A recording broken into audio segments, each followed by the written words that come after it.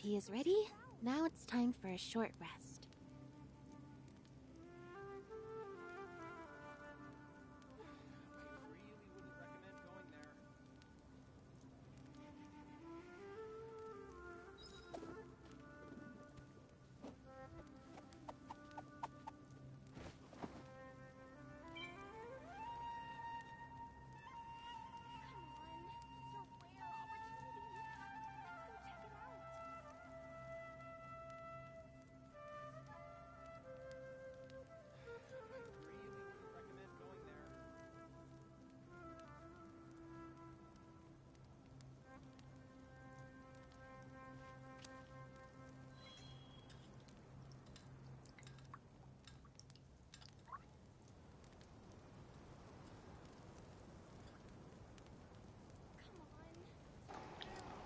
Okay.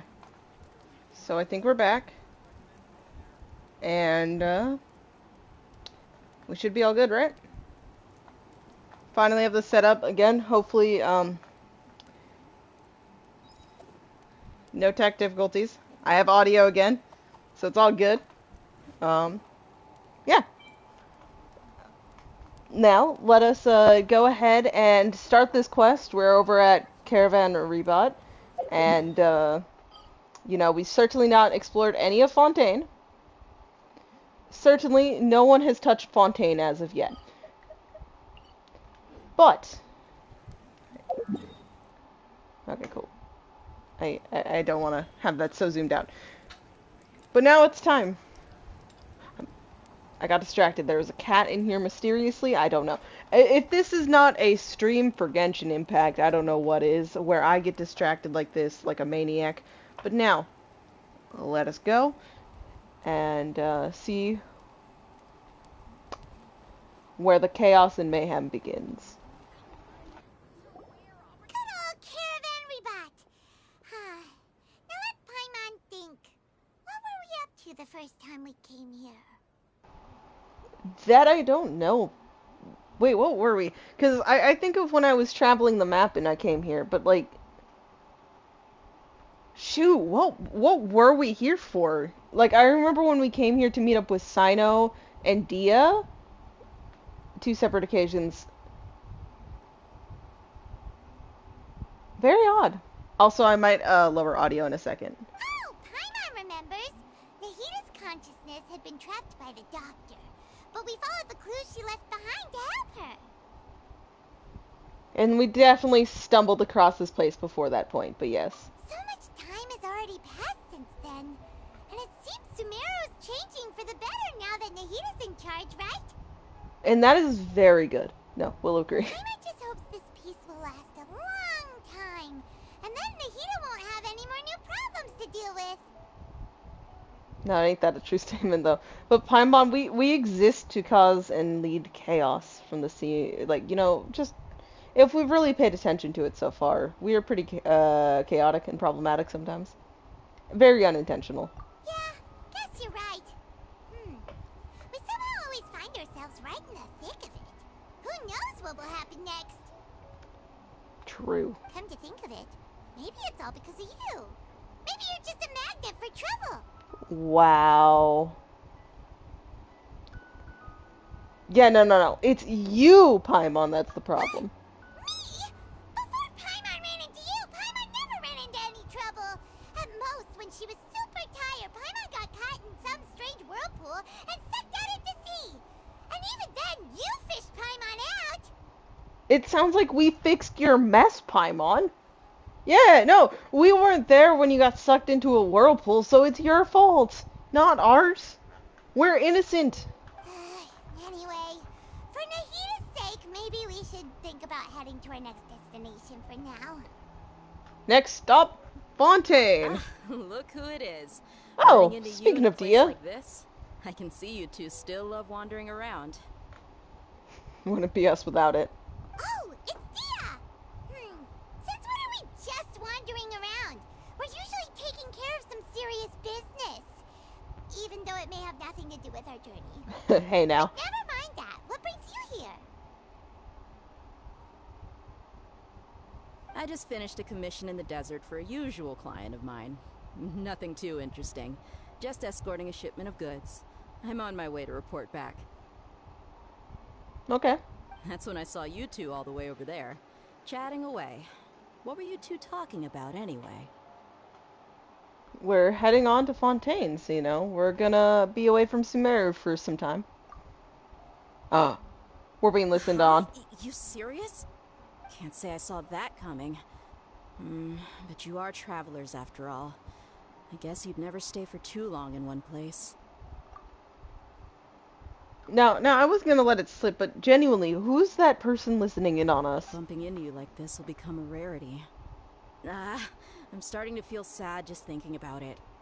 No, that does suck. I wish I could run into you more. Hey, how about I gather a few mercs to escort you two? What do you say? Thanks, but no need.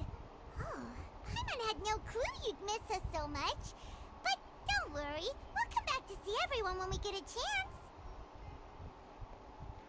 I hate that. Yeah, every time we leave, we have to, like, leave behind all the people we, like, fought with our lives to, like, help out, protect, or, you know, they were even protecting us. Like, I hate that, man. Sounds good.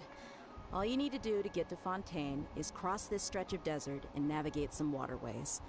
Knowing you two, I'm sure it won't be anything you can't handle. So, when are you leaving?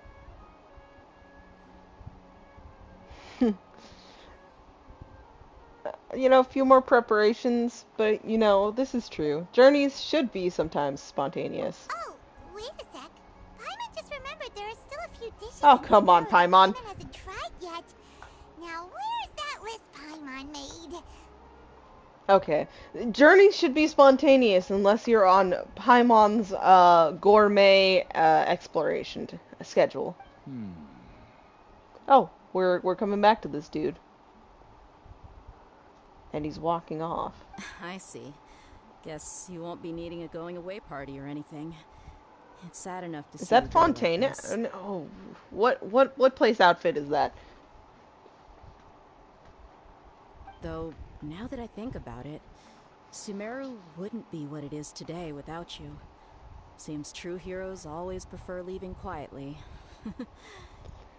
You know, we don't do that intentionally sometimes, but it does make the quote goodbyes, see you later, a little less emotional. By the way, should we go say bye to Nahida? Oh, she'll know. Oh, she'll know. Good point.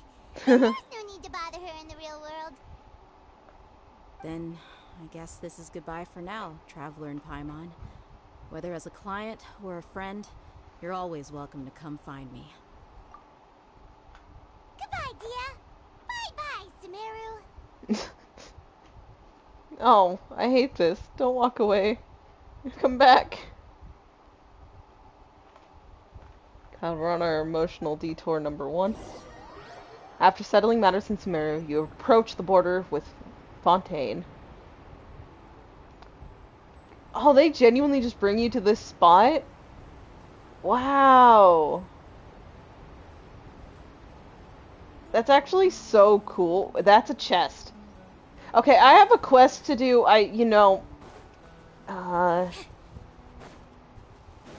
I think that's a treasure chest. And I may or may not want that. Now, where was it? Was it even a chest, or am I just blind? Let me look. I think I'm blind. Was it that I was looking at? I don't know. Now bringing us on a detour for, like, nothing. A wild goose chase, if you will. Sorry, my bad. I'm easily distracted at the worst times. But it's okay, because I can kind of just pick up the pace where we need to go. Okay.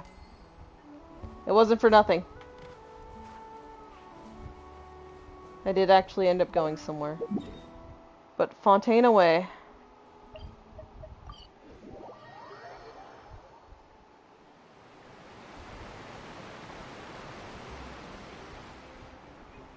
Oh, was I supposed to be at the very bottom? Okay, I think I was.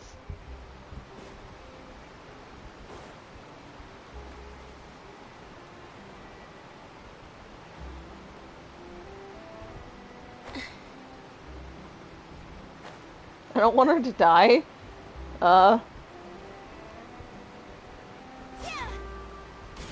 Okay.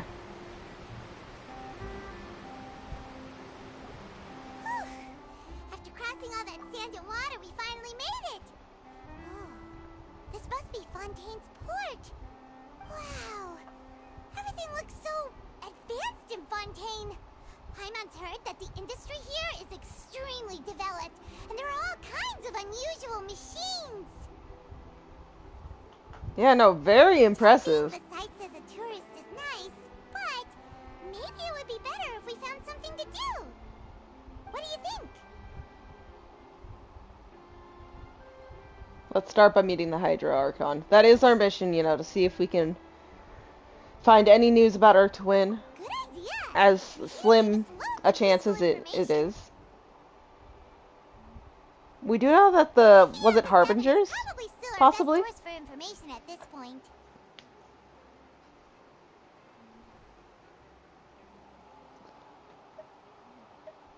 And also to find the truth. The more we can learn, the better. So, what do you think the Hydra Archon's like? Will we get along? Nahida said that she has a very unique personality. I don't think that's a good thing, you know? That's not always great. To learn about a nation's god, start with the nation's people. There seems to be some locals talking over there. Let's go see if we can join the party. Okay.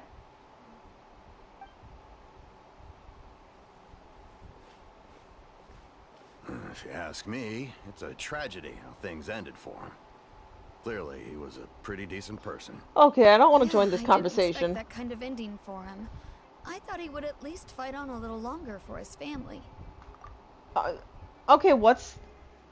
I'm sorry to be asking too many questions at the start, but it's just... I'm a little confused here. I thought he would at least fight on a little bit longer for his family. What exactly was he doing? I was expecting a sudden plot twist, but it's a pity that it never happened. Still, his story is quite the tearjerker.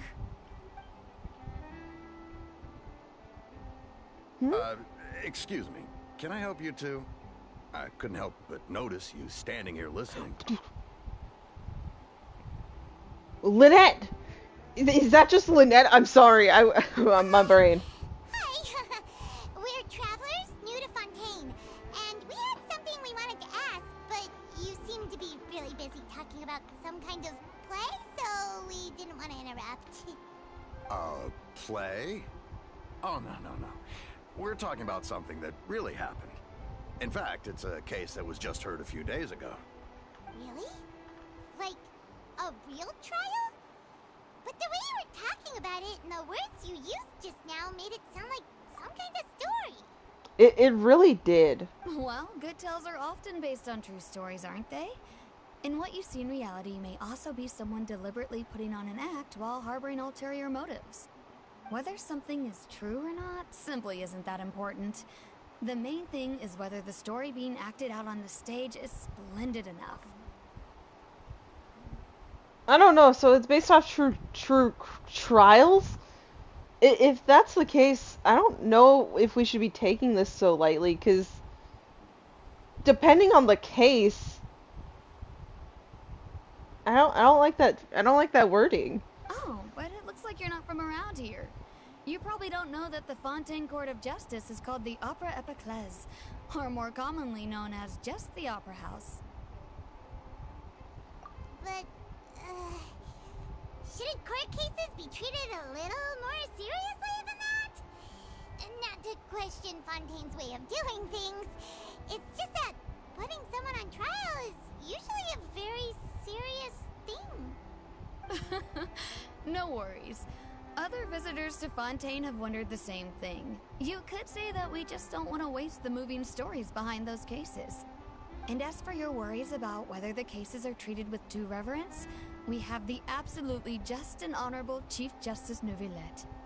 as New well Villette? as the Oratrice Mécanique d'Analyse Cardinal, a machine created by the Archon. Between the machine and the Chief Justice, false charges and injustice are a thing of the past now. The Oratrice? Is it some kind of machine, too? Oh, Paimon's curious.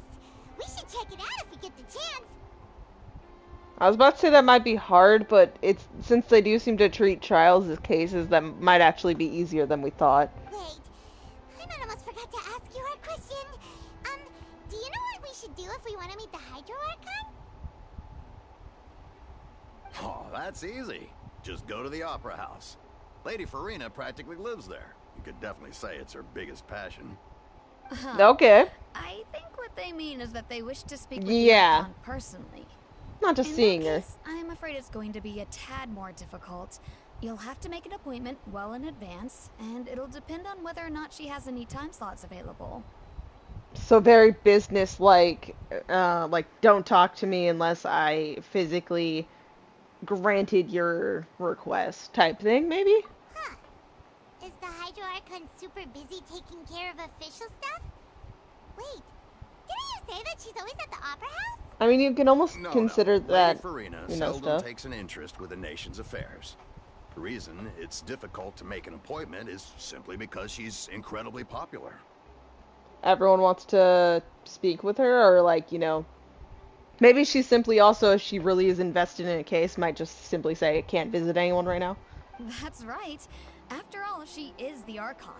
Though she may tend to get a little dramatic from time to time, people can't get enough of her. In what way? Huh. First time Paimon's ever heard of an Archon being described that way before. It's pretty new, yeah. Wait! Paimon gets now! The Hydro Archon is kinda like a big celebrity here, right? Yeah, I suppose you could say that. Perhaps you could even say our mascot. That's very odd. Mascot. That's what we're going with. Hold on, there's a cat.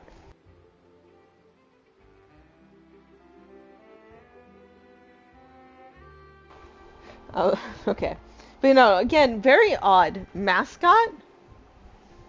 I wouldn't think they'd be referred to like that necessarily, but I guess that makes sense?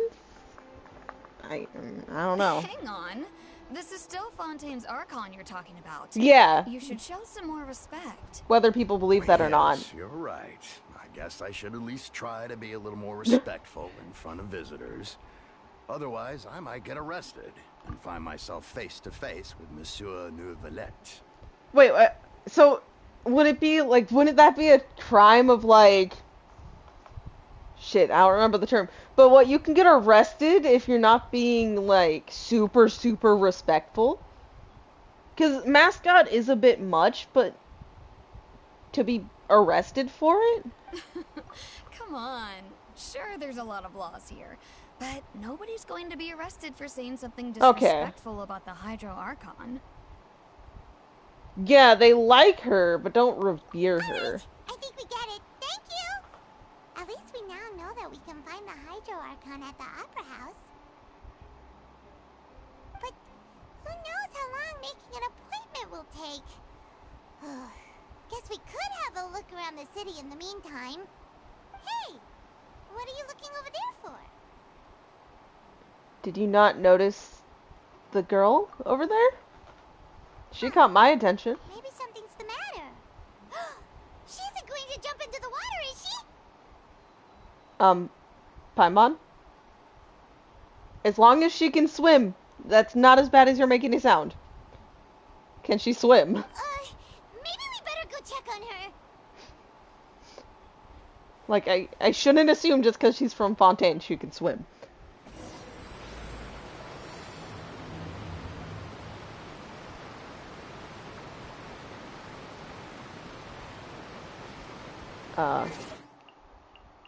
I did say though, I do feel like it could just be on my end, but I want to turn it down to 1.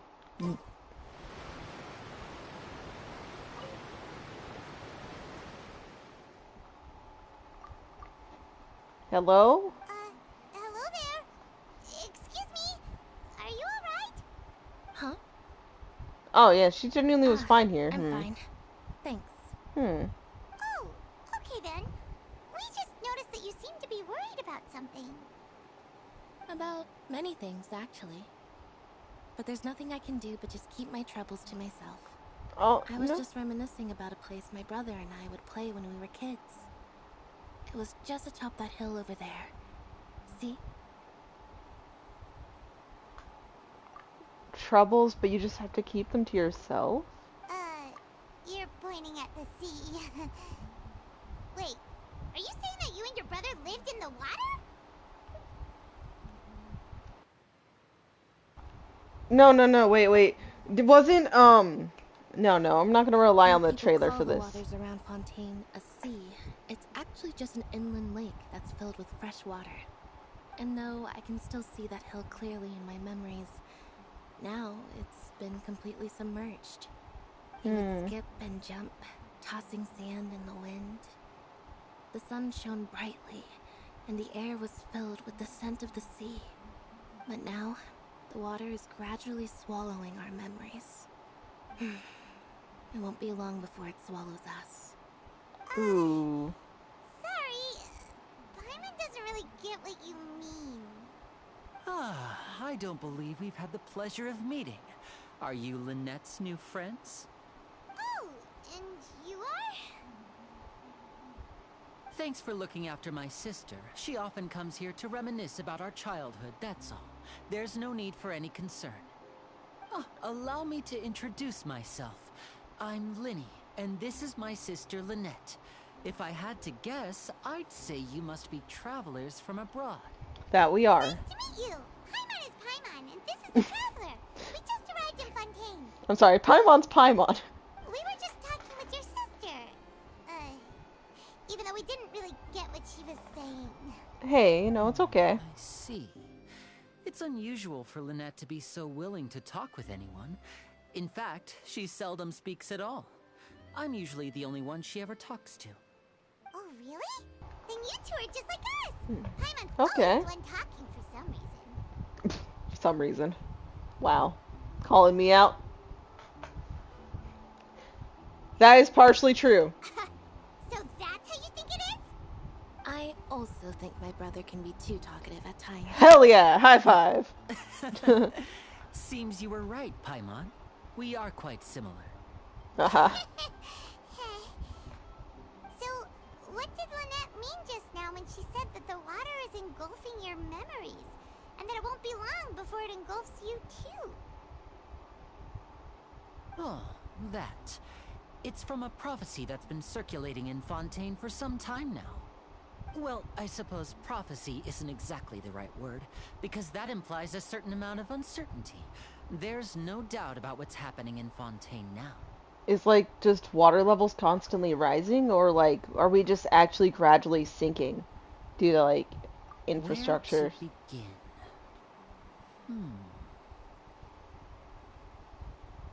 Let's put that question on hold for a moment. We still haven't formally greeted each other yet, have we? Did all the introductions earlier not count? Hello, traveler.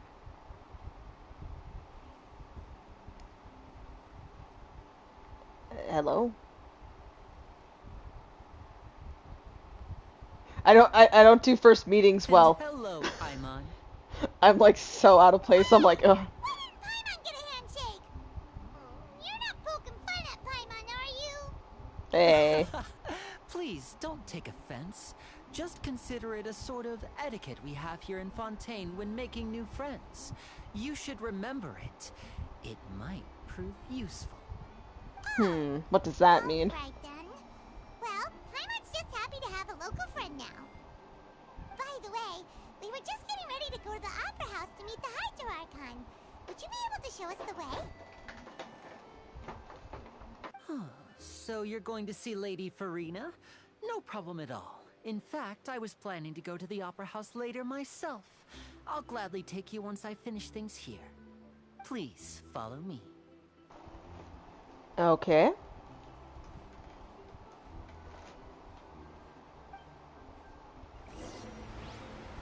Oh, no, let's follow them.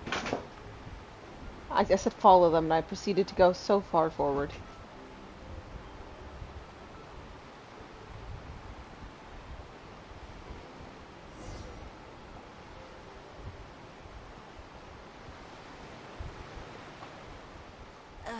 You said you were going to see Lady Farina? Well, it seems Lady Farina has come to see you.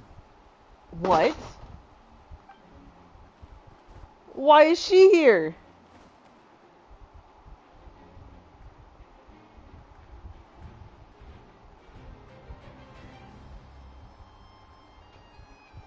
Oh, hello there.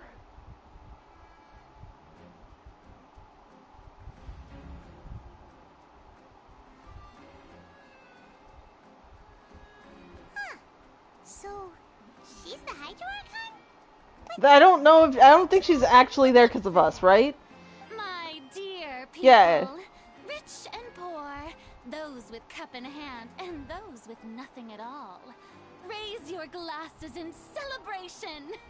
If you don't have one, then just raise your hand in lieu.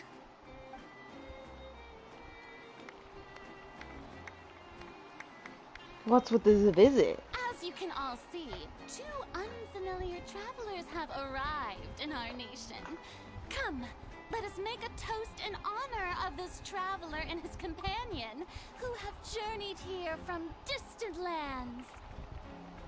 I don't know how to feel about this.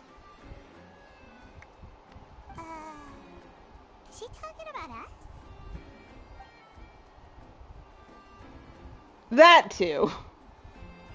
I've long heard of the turmoil and chaos you've left in your wake as you visited other nations. But I welcome you nevertheless. No, I have come to receive you personally. I don't like the sound of that. I don't know why, but mentioning the turmoil and chaos we've left behind. I'm sorry. I'm actually intimidated. Fear is for insignificant cowards. I am a god, and I will never entertain the notion of such meaningless wariness.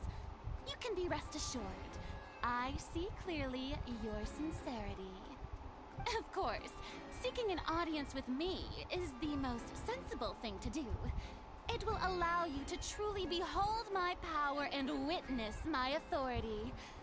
Intelligent people always gather under the correct banner. I, Fosalor, hereby welcome you to the nation of Hydro and acknowledge the value and significance of your trip.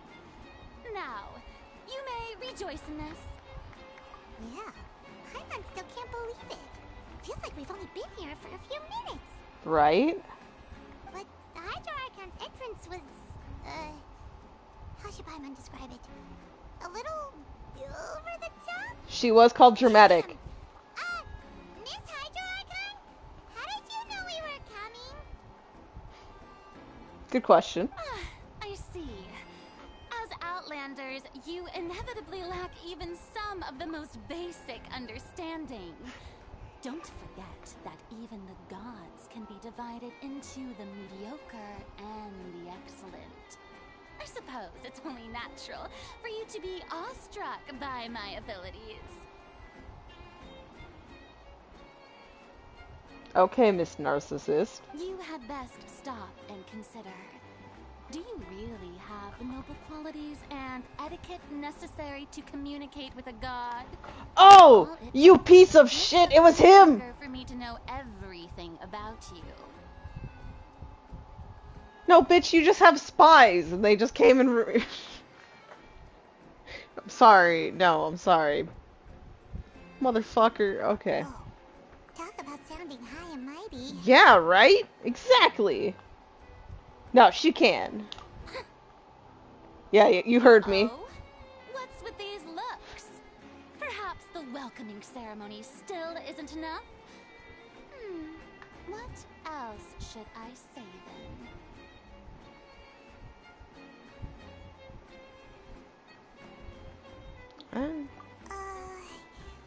Is she waiting for us to start talking? Wow, I didn't expect to see Lady Farina here. What a surprise! Wait, does this mean they're the legendary blonde traveler? Damn, How did I not everybody knows notice about before? us. Hey, what's all the commotion? Oh, is that Lady Farina? Is there some kind of drama going on? Of course. That's the blonde traveler. The one all those stories are about. Lady Farina came here to personally see him. Oh, I bet this is gonna be the duel of the century. Ooh, What duel? got to see What are we this. doing? I knew Lady Farina would never disappoint. What? I'm actually straight up confused. Yes, but don't get too excited now. My dear believers and spectators alike tend to get quite rowdy, and despite the noise, I've come to tolerate all their ruckus. You may consider this my reward to all of you. I have determined that there will be an epic duel between myself and this traveler from another land, just as you were hoping to see. Now she wants to fight? Aren't we getting a little ahead of ourselves? I don't know if that's what she means by a fight, but it's true, we have a resume. But I don't really want to be starting a fight with a god, guys, come on. We need to wait. I don't think she's serious. Is she? I doubt it. Yeah, see, all the cops are there. See. We're not gonna fight, right? Please? Oh, dear God, I think we're fighting. Are you not afraid? Might I remind you that this is a duel against the divine? Wow, she broke! Yeah, we know it's a duel against the divine. If you knew everything, you'd know we fought a god before. What are you trying to do? Actually, traveler? numerous. Provoking a god in front of her people? Stand down, Clorend. I admire his bravery. Few have the courage to draw their sword against a god. He is obviously a true warrior. Yeah, I'm not gonna step down to a fight.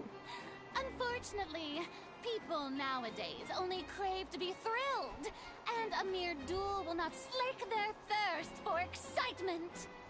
Huh. Yeah, she's right. Just a duel wouldn't be all that interesting. On Aranias, criminals are always requesting duels to defend their honor. They're getting a bit old, to tell the truth. Okay. Then, as the god of justice, I shall face this traveler in another kind of duel. A dueling court. A duel in court! All right. Now that'll be worth seeing. Right. This is Fontaine, after all. Such a grand opera house, it would be a pity not to use it. Why do you care so much about the crowd's reactions? Seems you've spent a little too much time in the opera house. Besides, how exactly do you plan to have a duel in court? You mean you're going to put us on trial? Yeah, right. To have a duel, we would have to be tried for something, but we've just barely set foot.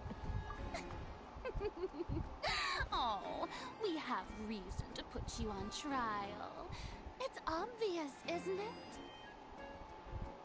Oh, According to Fontaine law, no one is permitted to release any flying objects within Fontaine city limits during the first 3 days of each month. You are clearly guilty of violating this bitch, law. what? What? According to Fontaine law, no one is permitted to release any flying objects within Fontaine city limits during the first 3 days of each month.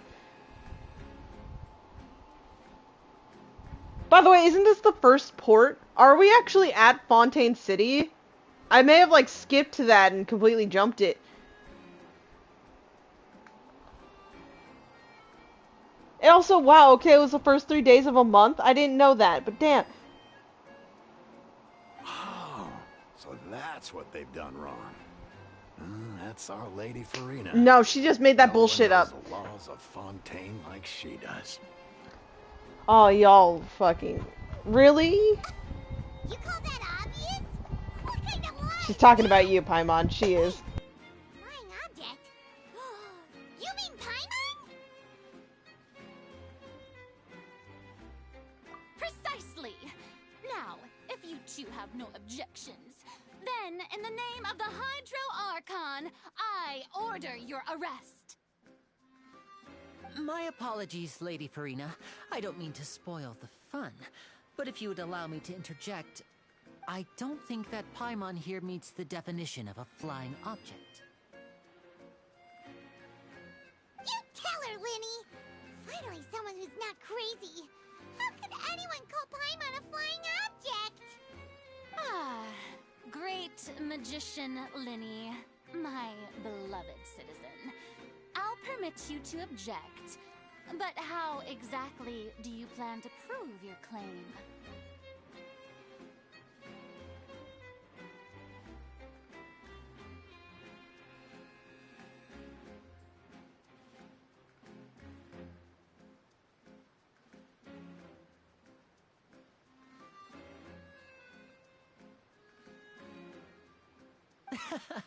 As a magician who just rained on your parade, I naturally should shoulder the responsibility of saving the show. So, with such an audience gathered here, allow me to perform a trick for everyone.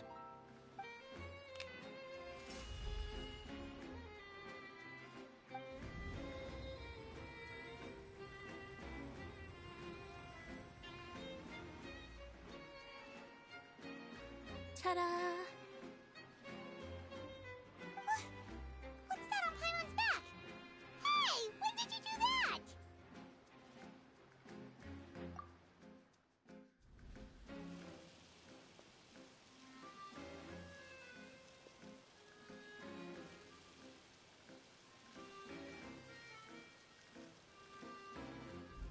There.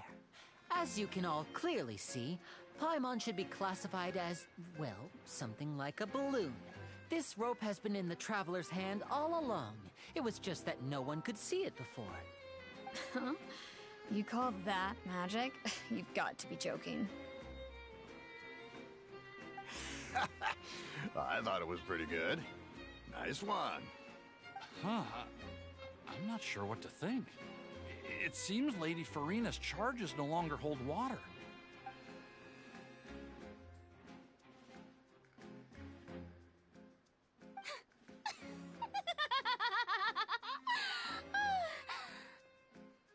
Amusing. Very amusing, Linny. Just the sort of unexpected twist that I enjoy. With you here, today's performance can finally be called complete. Performance? You see all this as a performance? In which case, consider the matter of your trial resolved. The god of justice will not bring charges against an innocent person. But when there are valid grounds, I will not only judge travelers from abroad, but even the gods of other lands. I look forward to seeing your upcoming performance at the Opera House, Mr. Linny and Miss Lynette. That's enough for now. Toodaloo!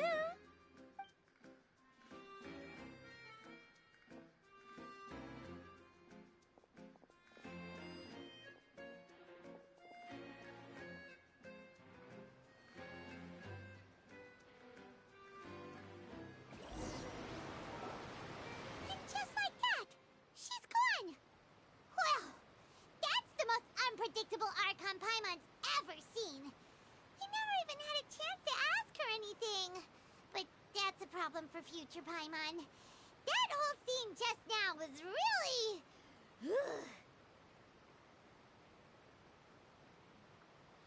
Don't mention it.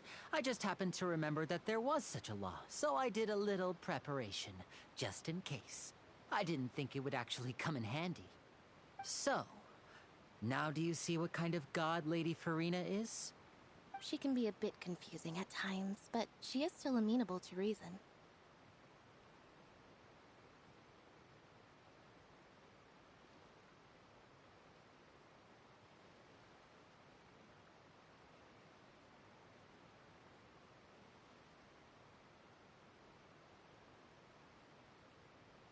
Anyway, Paimon had no idea you were a magician, Linny.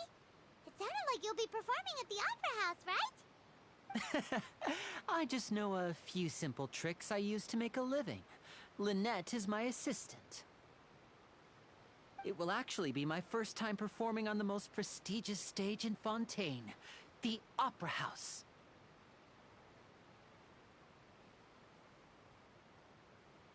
But isn't the Opera House where criminal trials are held in Fontaine?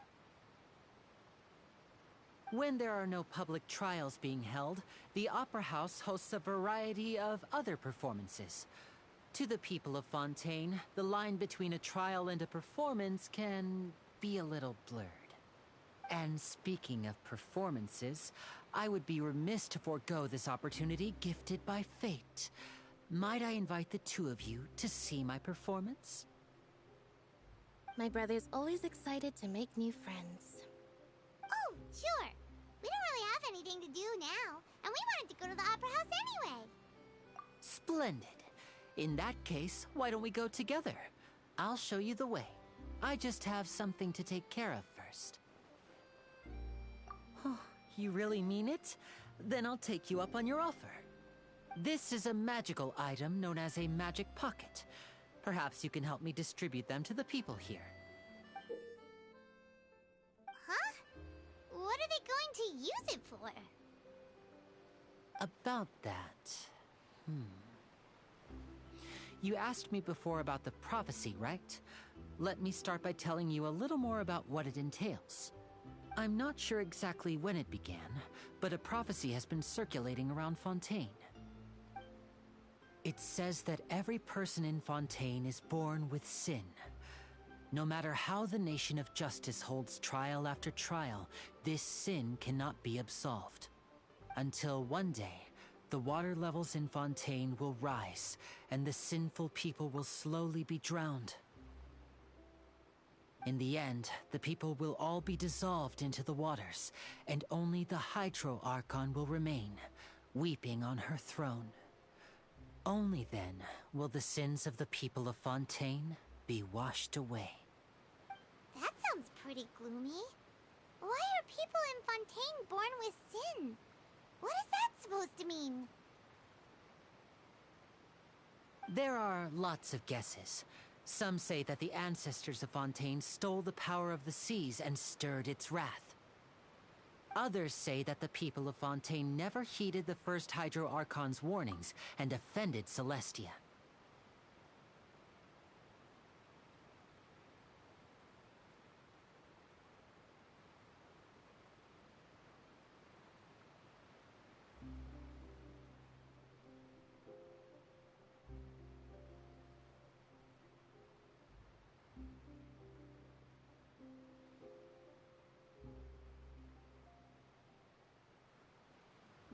But here in Fontaine, evidence is what matters. There hasn't been concrete evidence for any of these claims, so they can only be regarded as conjecture. If even the people in Fontaine don't know what sin they committed, wouldn't it be better just to ignore the prophecy completely?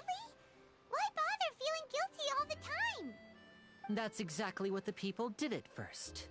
But in the last few years, the water levels in Fontaine have actually started rising.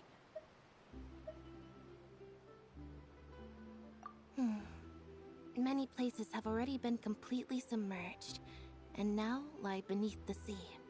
Many people carry on with their lives as before and shrug it off as a natural phenomenon.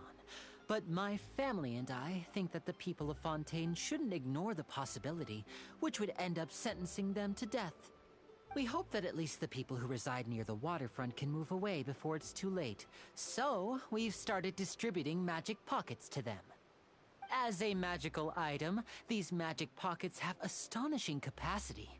I'm sure they will come in handy when people are moving their belongings. Oh, Paimon gets it! It's like preparing for a rainy day! But this is more than a bit of rain.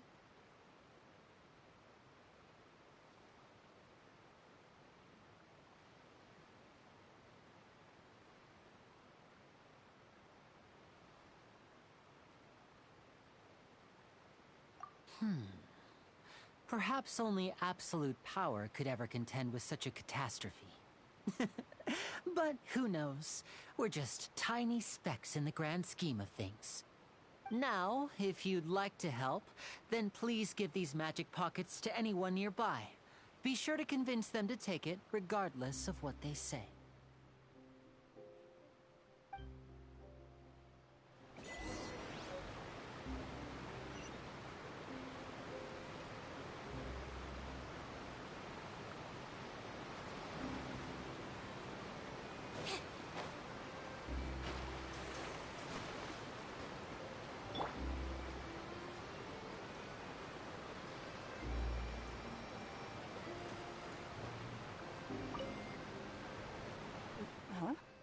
I don't want that thing.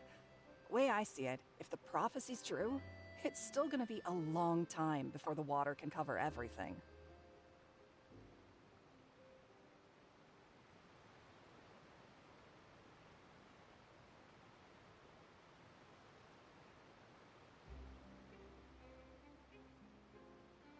Life is all about living in the moment. What use is there in worrying about the future all the time? We'll cross that bridge when we get to it. You should still take it. You never know when it'll come in handy.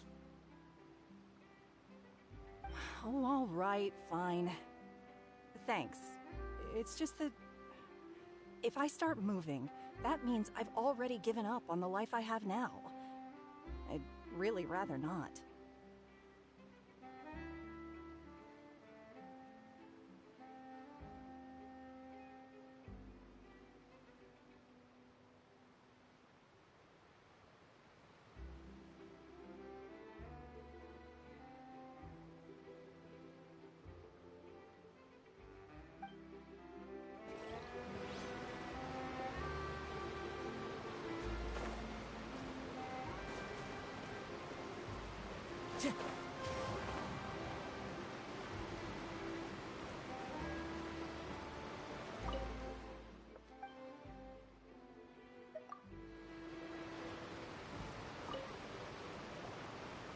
So you're the blonde traveler that everyone's been talking about. My apologies for not recognizing you earlier. Oh, That's all good. a Was I magic muted? pocket? I hope not. Seems you really thought of everything. Yeah. I guess it's better to prepare for the worst and hope for the best. Yeah, do Thanks. both. Oh, please, also thank the magician on my behalf Mhm. when you get the chance. I'll make sure. Don't worry.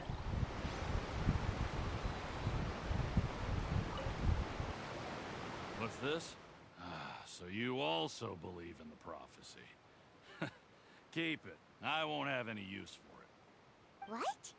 You mean you don't believe in the prophecy? No, I believe in the prophecy. But I also believe in another story. The story says that people once lived in the ocean. They were one with Okay. the ocean and couldn't live apart from it.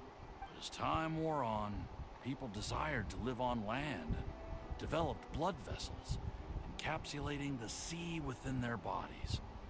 Thus could people set foot on land. So, if you ask me, when water rises and takes us all, it'll be like we're going home. Kind of fucked, not gonna lie. Hadn't heard It that is a good take, kinda, but... People Mhm. can't live underwater. They'll die. You should probably still take it. All right, I'll take it. I guess I just feel that being dissolved into the water doesn't necessarily mean death. That is an interesting take. Not gonna lie. Okay. Talk to Linny. Ooh, who's back there? Time to go. There we go. Oh, you already handed out all of the magic pockets? That was fast. So, what did people have to say? I bet you heard some, interesting opinions. They're quite stubborn, I will give you that, but you know... Yes, but that will change once disaster strikes. I know Always they'll change does. their minds, so it's only right to help them prepare. Is there anything else you need to do before we leave? Yes, one last thing. I have the magic pockets made by a workshop in the court of Fontaine. Since we're out and about, I was thinking about bringing him some more materials. So, Smart. you want to collect materials? Just tell us what the materials look like and we'll help. Many hands make light work. Oh, that would be much appreciated. We'll need some Romaritime flowers. I remember seeing them near the waterfront on the east side of the harbor. East side of the harbor? Oh, okay, yeah, there are some here. Oh, I'm just gonna go this way.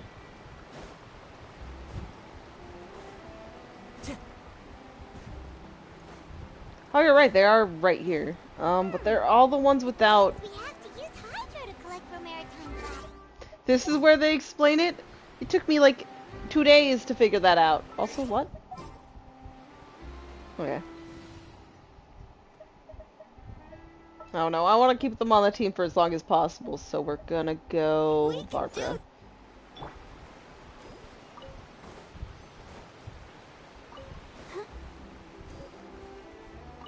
Oh, they're special, I see.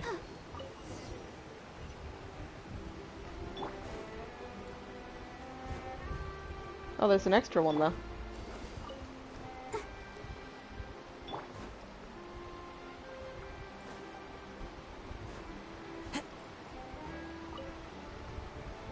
You made quick work of that. I can tell you're an experienced traveler.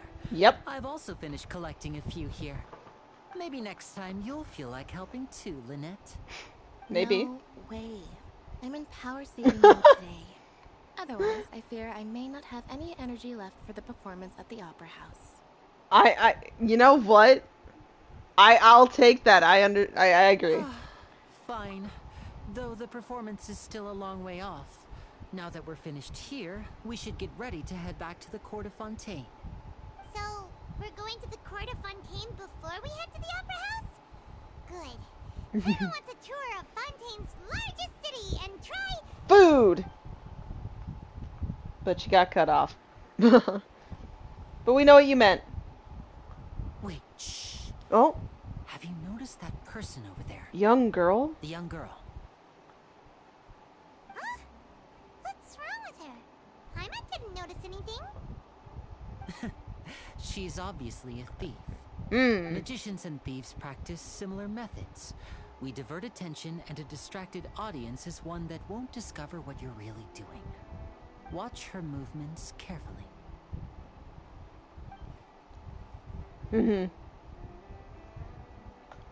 Wow. Oh, he's right! Shh, keep your voice down. We need to think of a way to catch her, but it seems she's very alert. Perhaps we should split up. You two can ride the lift over there and wait up top. I bet that'll be her escape route if she tries to run. All right, let's go. Okay. In the middle of catching a thief here. The statue's up there, but I'm gonna take the lift because, you know. Oh, take the lift? I'm taking stairs to the lift.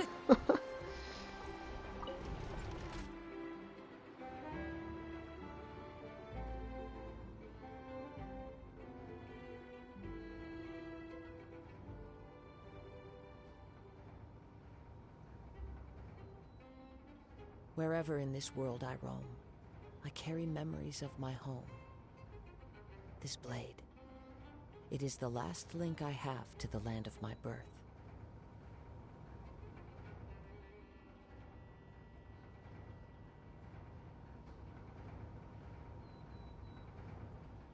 Damn, this is longer than I remembered. Right as I say that, we managed to make it out. But okay, wait right here. Got it. This is the spot where Lenny wanted us to wait. Oh, there she is! There she is! She's looking! Oh, look! Isn't that her?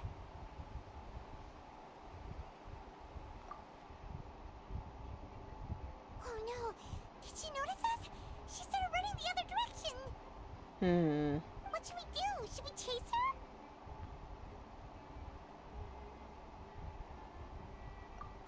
You're be trying to lure us away. There's many things she could be doing here.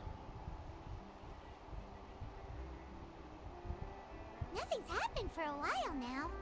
Paimon wonders if Linny caught the thief. Yeah, let's go. It's true. Depending on how long we waited, we might not. Oh, on the other side, yeah, no, he totally got her, right? Are you sure that's all she took? You should check to make sure you're not missing anything else. No, that was all. Oh, I can't thank you enough. I didn't notice a thing earlier. Anyway, I should be going now. Thanks again. Oh, were you returning what the thief had stolen? That's right. Pity I wasn't able to catch her. She distracted me by dropping the thing she stole on the ground. By the time I looked back, she was already gone. Damn, I so we saw did the miss general her. direction she went, but Linny twisted his Oh, ankle, yeah. and I needed to make sure he was okay. Yeah, no, make sure he's okay. Oh, did you get hurt, Linny? I'll be all right. It's just a twisted ankle, that's all. In fact, it's feeling better already. If you want to play at being a hero, at least try not to get hurt doing it. Imagine what would happen if you managed to derail our performance as a result. Yeah. You're right, you're right. Sorry, Lynette. I have to admit that the thief was even more skilled than I had anticipated. But at least we were able to get the stolen items back, so it wasn't a complete failure. What a slippery little thief. Guess things turned out all right in the end, though. Linny's initiative paid off. That it did. All right, let's put this little detour behind us. We should go to the court of Fontaine now. The court of Fontaine. Oh, is it gonna make me take the bus?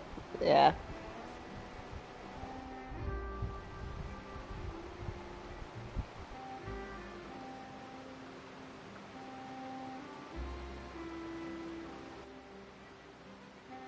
So, we ride this thing to go into the city? What an ingenious way to get around. People in Fontaine really know how to use water. This is an aquabus. It allows people to travel between several key locations around Fontaine. It's pretty convenient, but the ride can become a little dull after a while. The scenery is always the same. That's why it's better to travel with friends. So you mean it's still boring even when I'm riding with you? Wow. No, that's not what I meant. It's just that, well, you don't really talk that much. I mean, Besides, true, but it still. doesn't really feel like a real trip when it's just the two of us. Also it's true. the same as being at home. Whatever. Yeah, whatever. Guess that's what it's like to be an older brother. It's about time for us to leave. Let's get on board.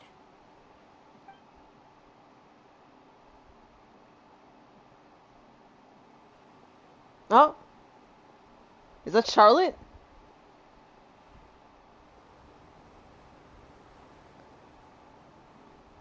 Oh my god, I think it was. Yeah, yeah. Hey! Huh? What? Traveler!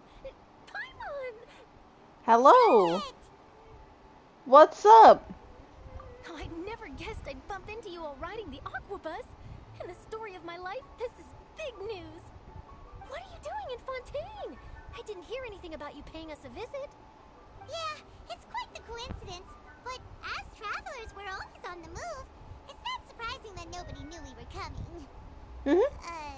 Though we still have no idea how the We were in Caravan Rebat. There's spies everywhere. Oh, let Paimon introduce you to our new friends. She probably knows them. Oh, no need for introductions, Paimon. I would recognize the great magician Linny and his assistant Lynette anywhere. I wouldn't be much of a reporter if I didn't know who they were. It's a pleasure to meet you. I'm Charlotte, a reporter for the Steambird. Nice to meet you. From the Steambird, huh? We've often relied on your paper to promote our performances. It's an honor to meet you. Now that everyone knows each other, Fontaine suddenly doesn't feel like such an unfamiliar place. We haven't been at the city yet, So, though. what have you been up to lately, Charlotte? Any big news? Not too much. When there isn't any breaking news, I mainly cover the trials at the Opera House. You could still manage to keep readers' attention as long as you tell things from a clever enough angle, even if it's the same old topics. For example, reporting on how a scammer once deceived vulnerable girls into relationships, or how a financial criminal was once so poor that they ate a single piece of bread for 5 days. Oh, okay. You're right. Seems you know me pretty well. What I'm really after is exclusive, sensational news pieces that could shake the country. These smaller stories are a waste of my talents. Oh, I just remembered. I've been following a case lately. Well, a series of cases, actually. You mean the serial disappearances of young women case? That's right. These stories are the talk of the town right now, and it's probably the most mysterious case we've ever seen. If I'm the first with a draft ready to publish when the case is finally cracked, and it's the headline story in the Steambird, oh, when that happens, I bet all the other reporters will shed tears of envy. I've already gathered all kinds of materials. I just can't wait for the truth to be revealed. So, what is the serial disappearances of young women case? You mean the culprit hasn't been found? Yeah, it sounds really bad. That's right. The first missing girl case happened almost 20 years ago? And ever since, after a period of time, another girl disappears. What the cases have in common is that the girls are all of a similar age, and that they've all vanished without a trace. But the scariest part is that to this day, none of the girls have ever been found. I don't like Many the sound of suspects that. have been arrested over the years in connection with this case, but shortly after each arrest, another disappearance would always happen. There could always be more. Like, maybe if it's not even copycats, there could genuinely just be this big secret ring, in a sense. At least with some of them. Possible. But either way, I believe that every case has some precise truth behind it, waiting to be exposed. Yes, I agree. And at the very least, the family of those missing girls deserves some sort of explanation. I just imagined for a second what I would do if Lynette were to suddenly disappear.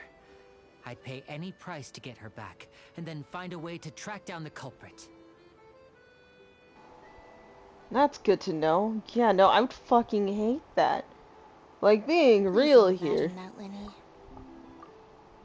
Also true. I'm glad they were like, you pausing's not allowed, but I'm glad. Yeah, Lynette,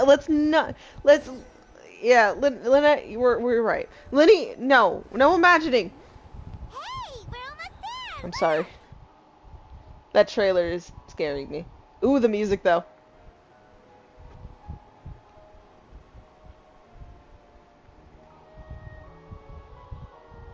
You have to hand it to Fontaine, it's pretty.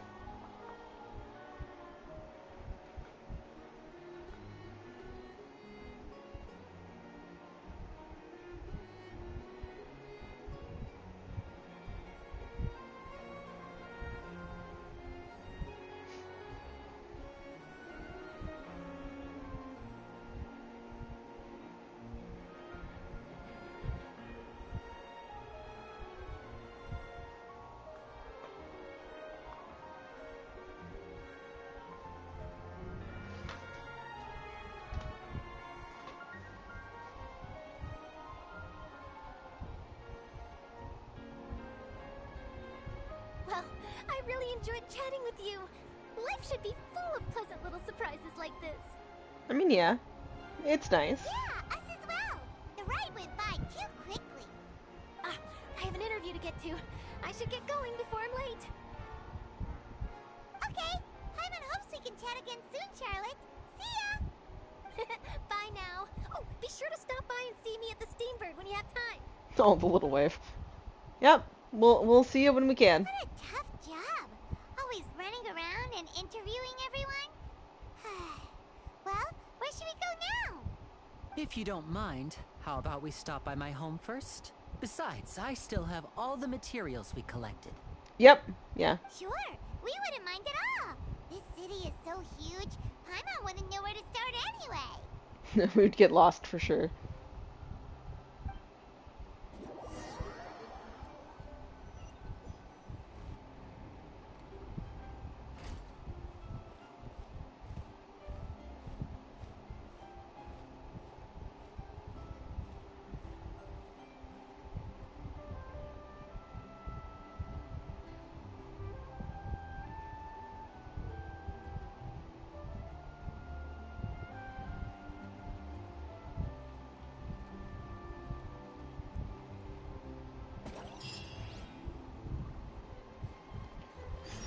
And we're in. Go to where Linny is.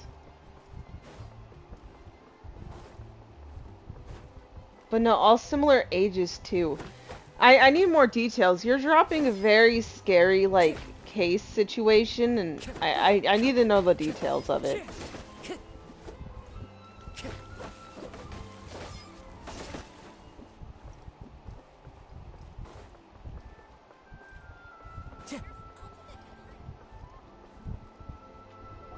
Oh! This is our current abode.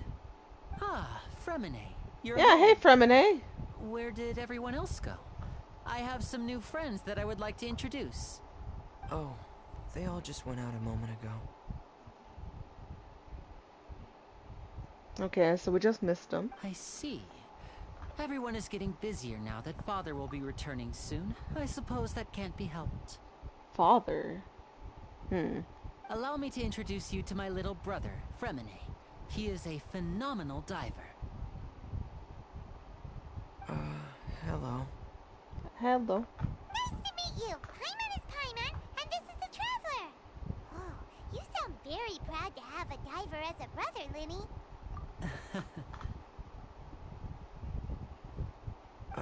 Linny, could you come here for a moment? What is it, Fremine? Do you have something to tell me?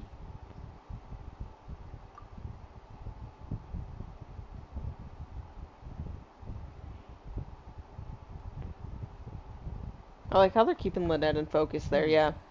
Okay, I see. Is everything all right? Oh, it's nothing. We were just discussing a little housework. Sorry for the interruption.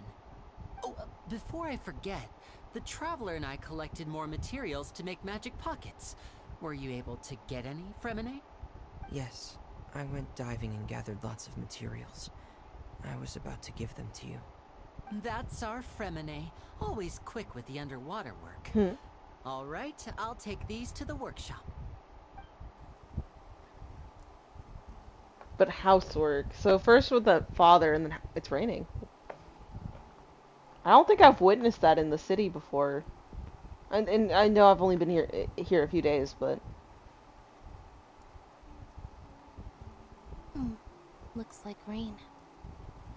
Oh, you're right. But wasn't it clear and sunny just a moment ago? Fontaine's weather sure is weird. I'm afraid that's just how it is here. It often rains on days where there are trials being held in the Opera House, Interesting. but don't worry, it'll clear up soon enough. What's wrong, Fremine? There's a legend about the rain that I tend to believe. It said that a dragon of water once resided in Fontaine. I believe that. Though we don't know where the dragon went, every time it weeps, the skies will cloud up and pour out rain. When I was a child, my mother told me that if I wanted to go outside and play, I should yell toward the sky at the top of my lungs. Hydro Dragon! Hydro Dragon! Don't cry!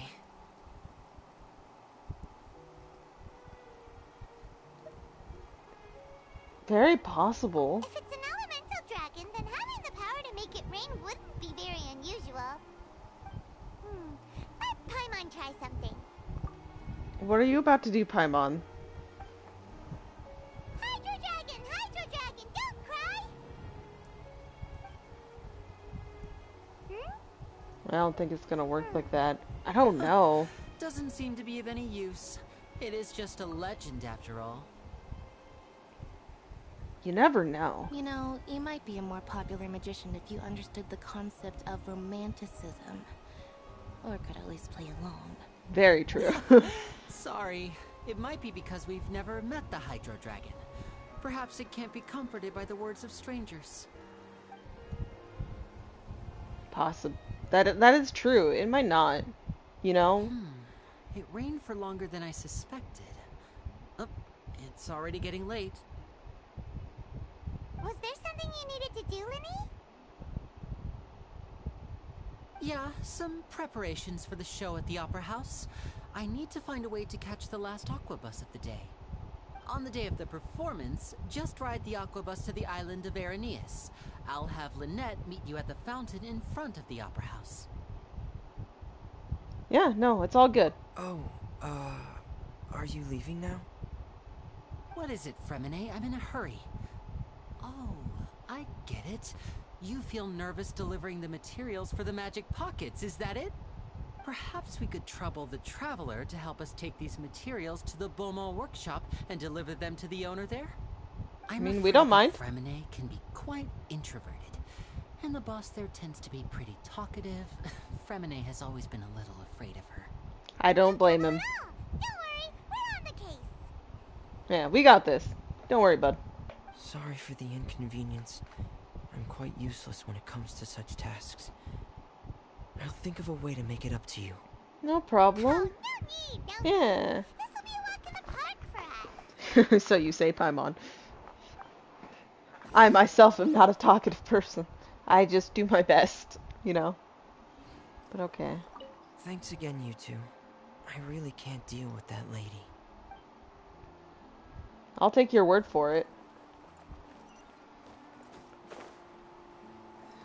You know, there is not being the most social and then genuinely someone just being a bit much. Oh, how far away is that? It's not far away. It's right over here.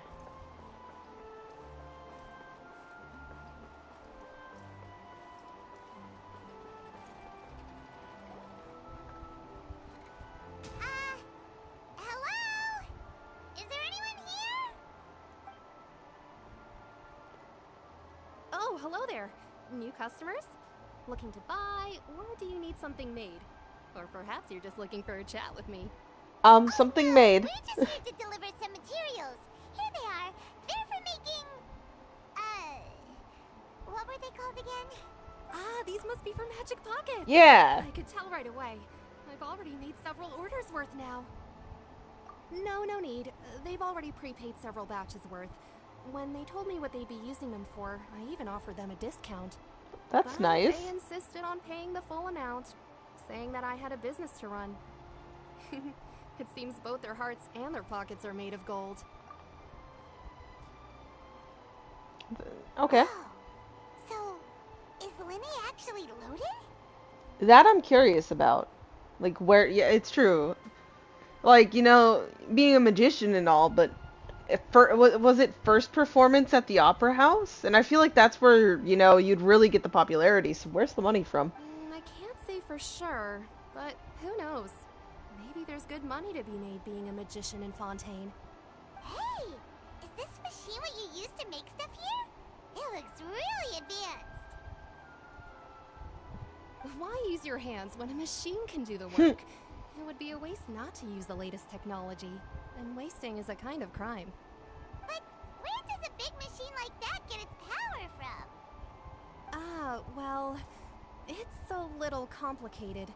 I'm not sure I can put it in layman's terms for you. But basically, everything we usually use here in the city is powered by indemnitium.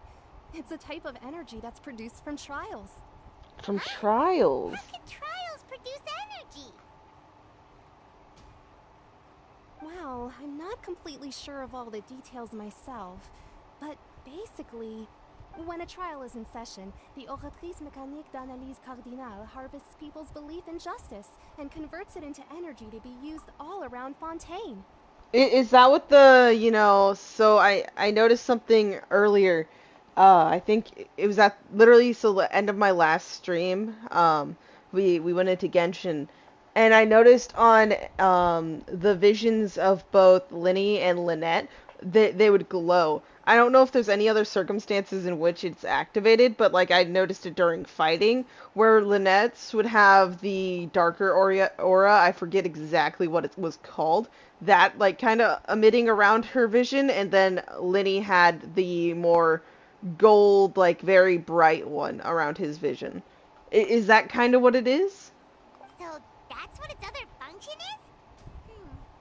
Paimon heard that the Oratrice was created by the Archon to make judgments. But Paimon still doesn't get it. How could something unreliable like people's beliefs be turned into a stable power source for these machines?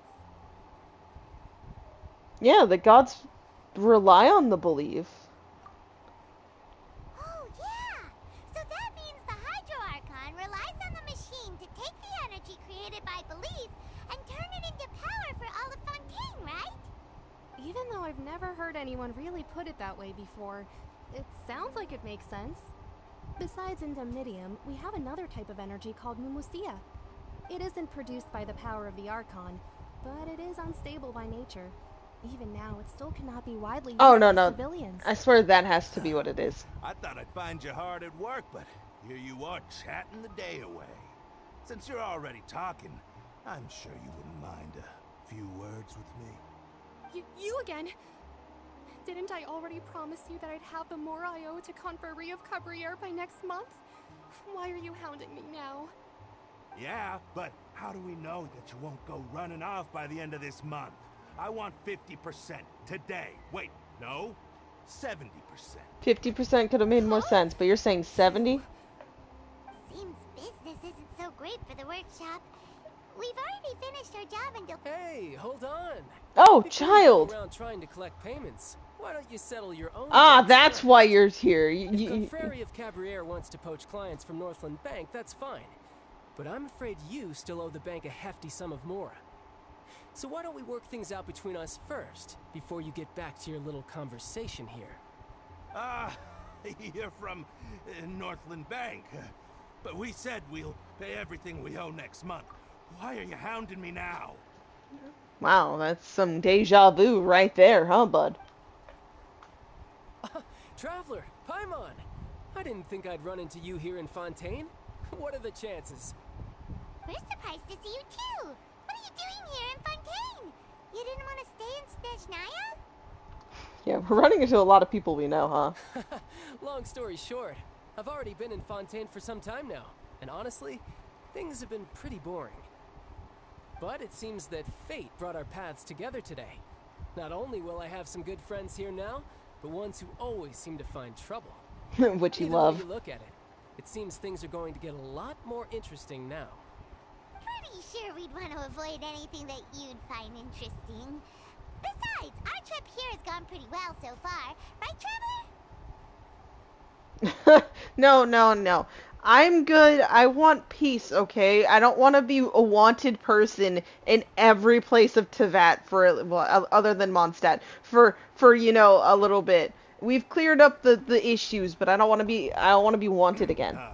Hey, you, Northland Bank boy. Do you want to upset him? Aren't you forgetting something? Don't interrupt. Yeah. It's not often I run into the Traveler like this. Why don't you wait for me over there for a while? Yeah. Go wait to pay off your debt. You kidding? Aren't you the one looking for us? You really expect us to sit and twiddle our thumbs while you catch up with your friends? Yes. Listen to me, boy. If you want your Mora, fine. Why don't you come and take it? Oh, that's what he was hoping Hey, you'd say. I just said not to interrupt. Oh, by the way, Traveler, the last time I took Tonya and Tusser Oh, ice fishing, Jesus. Tusser said, Oh, dear. Hey, that's way over the line. All right, boys, let's see who has to pay up now. can you at least let me finish one sentence? Fine. Though the bank told me not to get rough with our clients. They decided to pick a You're fight. the ones who started it. Yeah. This is an act of self-defense. You two will have to be my witnesses, okay? Go ahead. They're all yours. I'm unsure this won't take long. He wanted excitement, and then here you all want to pick a fight. Yeah, brace yourself. This is gonna hurt. Yeah, you, really picked a fight. What's your deal, Brad? How are you so strong if you're just a staffer from Snezhnaya's Northland Bank? Wait, don't tell me you're... Oh, now you notice. It's a little late, don't you think? Just make sure you understand that you don't mess with Northland Bank. Got it?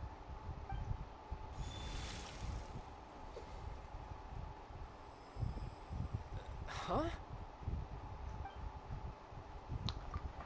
Now's my chance! Oh, I don't think so. Yeah, you dumbass. You fucking dumbass. Huh. That was weird. Was it something to do with Farina? I'm not Or... sure. It's as if I suddenly lost control of my hydro powers when I needed them. Maybe there's something wrong with my vision? Can Farina mess with it? First time Paimon's ever heard of someone losing control of their vision. Never mind. It doesn't matter. If I want to stay sharp, I shouldn't be relying too much on my vision anyway. Besides, I always have my delusion in case I need it. It's not good to use that often, okay? You know, I too sometimes question how I should feel when you're on screen, but don't use the delusion. That's only bad for you. Fontaine, child. I don't see its work for Northland Bank. Well, I guess it's because I've been in a bad mood lately. Bad mood? What kind of reason is that? Wait, since when do you feel down about anything? I don't know. Maybe I still have a lot to learn about myself. But recently, there seems to be some sort of restless power stirring inside of me. And I don't know why, but every now and then I feel like I'm in a terrible mood. Maybe you losing control of your vision just now is connected with that power you're feeling inside. That is a possibility. Do you have any idea where it came from? I can't remember if I ever mentioned it before, but when I was 14, I fell into some unknown abyss. It was during that time I learned nearly all of my abilities. The one who took me under her wing and taught me was named Skirk. She was always quiet and very mysterious. Nobody knew where she came from or what she had been through, and she was always very strict when teaching me combat techniques. One time, I asked her why she was willing to take me on as an apprentice. From what I could make of her answer, it was because I had awakened it, and traces of it remained on me. She said that all my combat training would be useful in the future. What does it mean? What is it? Yeah. What did you awaken? She never explained that, but my guess is that it's related to a dream I saw when I had just fallen into that abyss. In my dream, I was in the deepest depths of the sea, and the boundless seabed was all around me. But in front of me appeared a whale that was so massive, I felt like I couldn't breathe. Like in his boss fight? Oh, that sounds familiar! When we fought against you before, you summoned a huge whale that seemed to leap at us. Is that the one? No, probably not, but... That's just an abstract form of a whale that I create using my elemental powers. Yeah. It takes that shape because the scene I dreamt of the whale has always been stuck in my mind. I'll never forget it. So you used the whale as inspiration for one of your moves? Huh. Seems a little twisted to Paimon. So why don't you just go ask your master? Maybe she knows the answer. That might be impossible, Paimon. You make it sound so easy. Ever since the incident I experienced there, I've never stopped searching for Master Skirk and that unknown abyss. But it's been years now, and I've still found nothing. There isn't even a trace of the place where I remember falling into the abyss. Oh, it sounds like some kind of ghost story. Yeah, I'm out of leads at this point, but there's nothing more I can do. It seems that strange encounters in this world tend to be elusive like that. Oh, seems the time really flies when I'm talking with you. I just remembered I have somewhere else I need to be, so I should get going. What? More work for the Northland Bank? No, it's more of a personal appointment. Lately, I've been sparring with some of Fontaine's official champion duelists whenever I'm feeling bored. I see. Official Sounds about champion right. duelists? You mean it's their job to duel?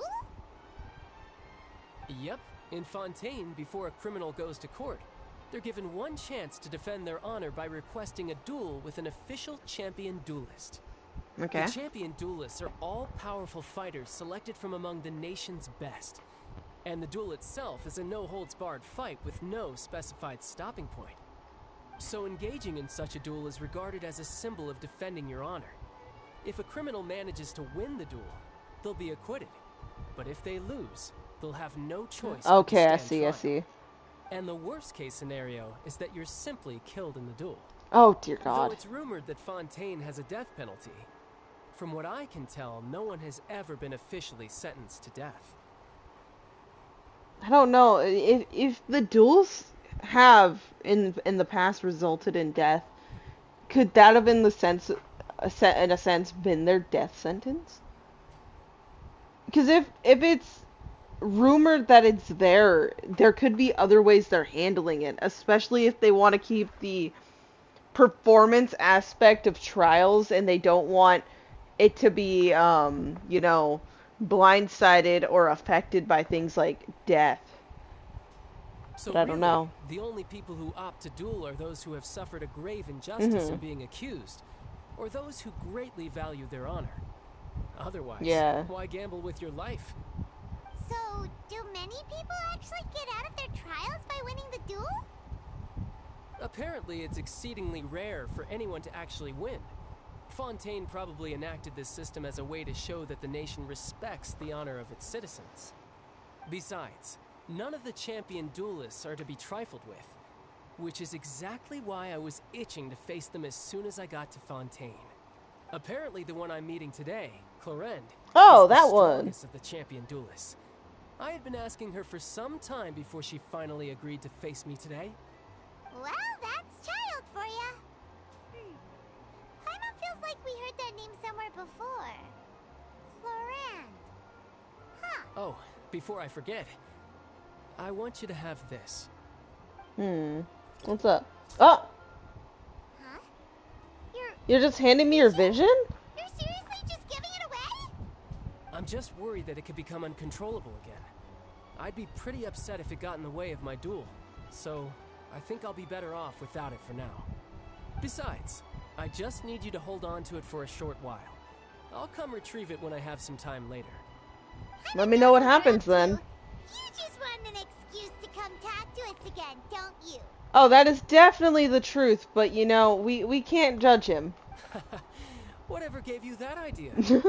I'll be in touch later. That's when he'll finish his story about Teucer. We'll find out what he said finally. Finally, you know? Sneaky guy. He said he's been feeling down lately, but he seemed the same as ever to Paimon.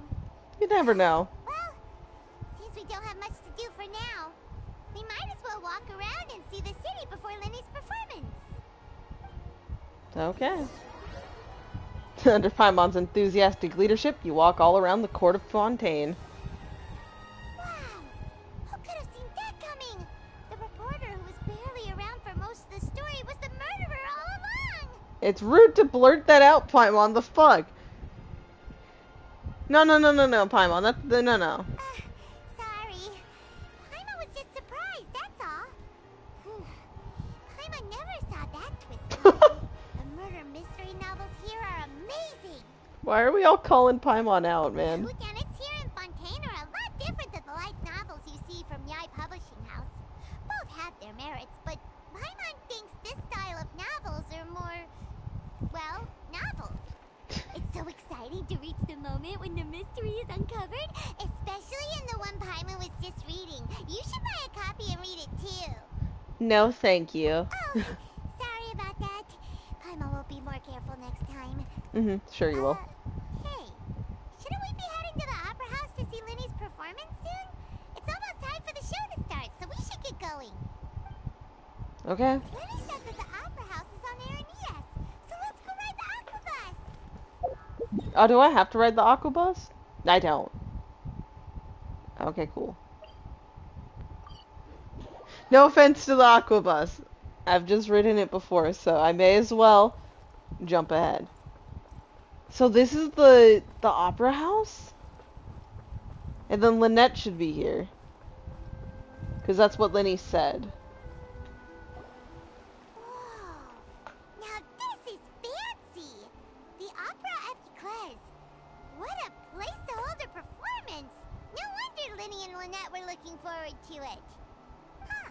Looks like there's a lot of people standing around the fountain up ahead. Oh, Archon, please bless us with a bright and healthy child. We pray. I don't know why you always feel the need to ask so much. I'll be happy as long as our child is healthy and lives a peaceful life. That's true. I guess if they're our kid, then there's no doubt they'll turn out smart. Confidence. Maybe this is one of the customs in Fontaine. There sure are a lot of couples here.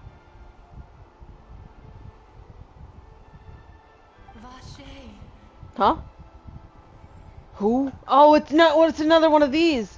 What's wrong? Vache. Vache.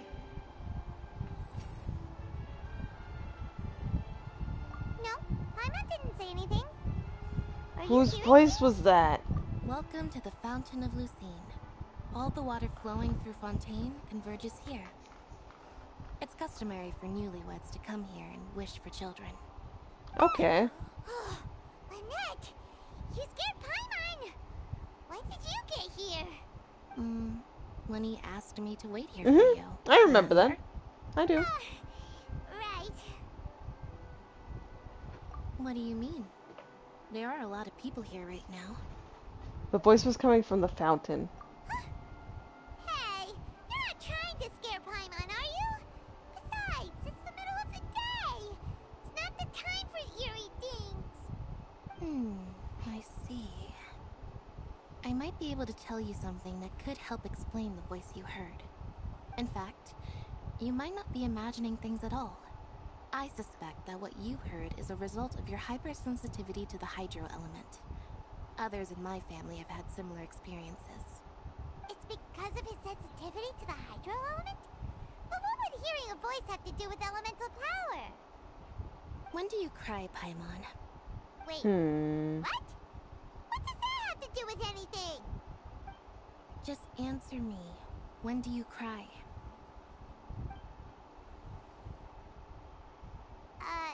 When Paimon's really sad? Oh, and when Paimon's super happy. A lot. Oh, and also when Paimon's really, really scared. Then you should understand that tears contain your most intense emotions. Like I just mentioned, the Fountain of Lucine is where all the flowing water in Fontaine converges. Even the tears that fall to the ground will eventually gather here. So maybe what you heard was the intense emotion coming from someone's tears. It is a good theory, for sure, but I doubt it. What did the voice say? Huh. If you were hearing their emotions, then Paimon wonders what happened to them. In what context, yeah. We should worry about my brother first. Don't let that calm look of his fool you.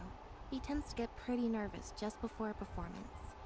So chatting with Lenny might help him relax a little before he goes on stage. I believe it. Right. That makes sense. Let's go in and see Lenny.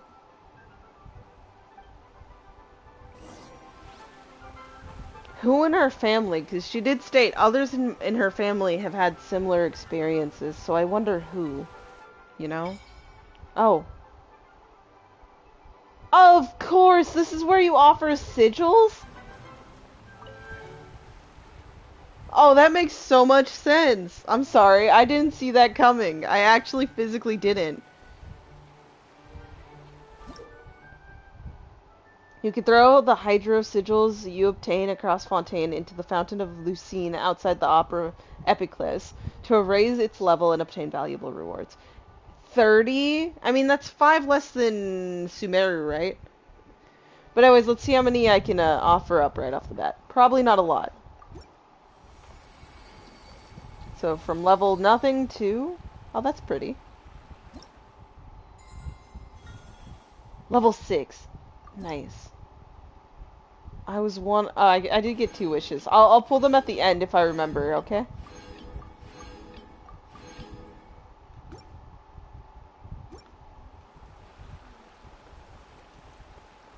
I'll need to remember to level up my statue too. I can do that. But anyways, to talk to Linny.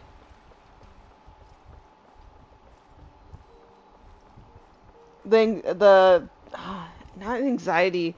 The anxiousness before a performance is fucking killer. I do know that. Oh, it's so quiet. Okay, there we go. Ah, Traveler and Paimon. Good to see you. I knew you two would come. Are you kidding? We wouldn't miss it for the world. We've been looking forward to it. I can tell, judging by how early you've arrived. But you're actually right on time. The audience still hasn't started entering the venue yet, which means now is the perfect chance for us to take you to the best seats in the house. Wait just a moment. I'll fetch the tickets. Okay.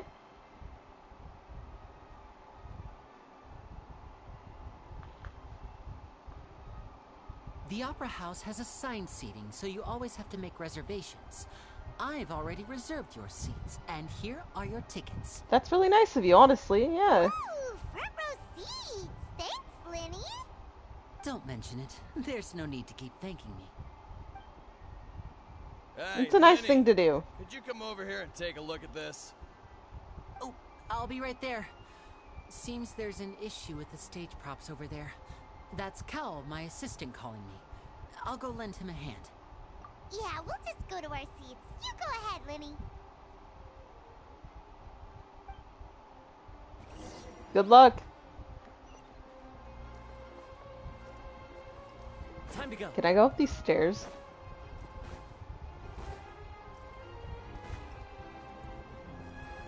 Oh. I actually wasn't expecting that. That is crazy. The interior design of this place is cool.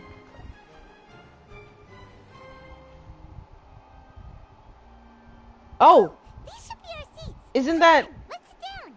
Say the name again. Paimon, your voice echoes. I think we need to keep it a little bit down.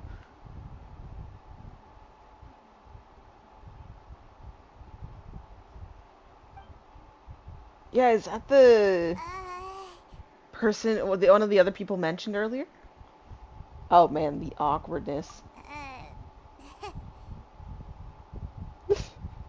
Hey, don't look at me, Paimon. And then I don't think we should be staring at him. We don't know nothing about him. Traveler. Oh, now we're whispering. Strike up a conversation with the person next to us. Since we're sitting together and the rest of the place is practically empty still.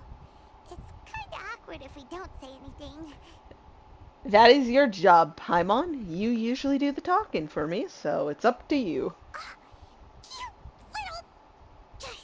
Of course you put this on Paimon. Why not? Excuse me. I did not realize you felt awkward. I am terribly sorry. Oh, no, it's not your fault. It's Paimon's, okay? I would be perfectly happy to chat with you if that is what you would like. Oh, so you heard all of that, did ya? Yeah. Boy, you sure have good ears. Paimon thought she was keeping her voice down. Paimon? I have terrible ears. I hear you just fine. Wait, that's not it. Paimon's sorry.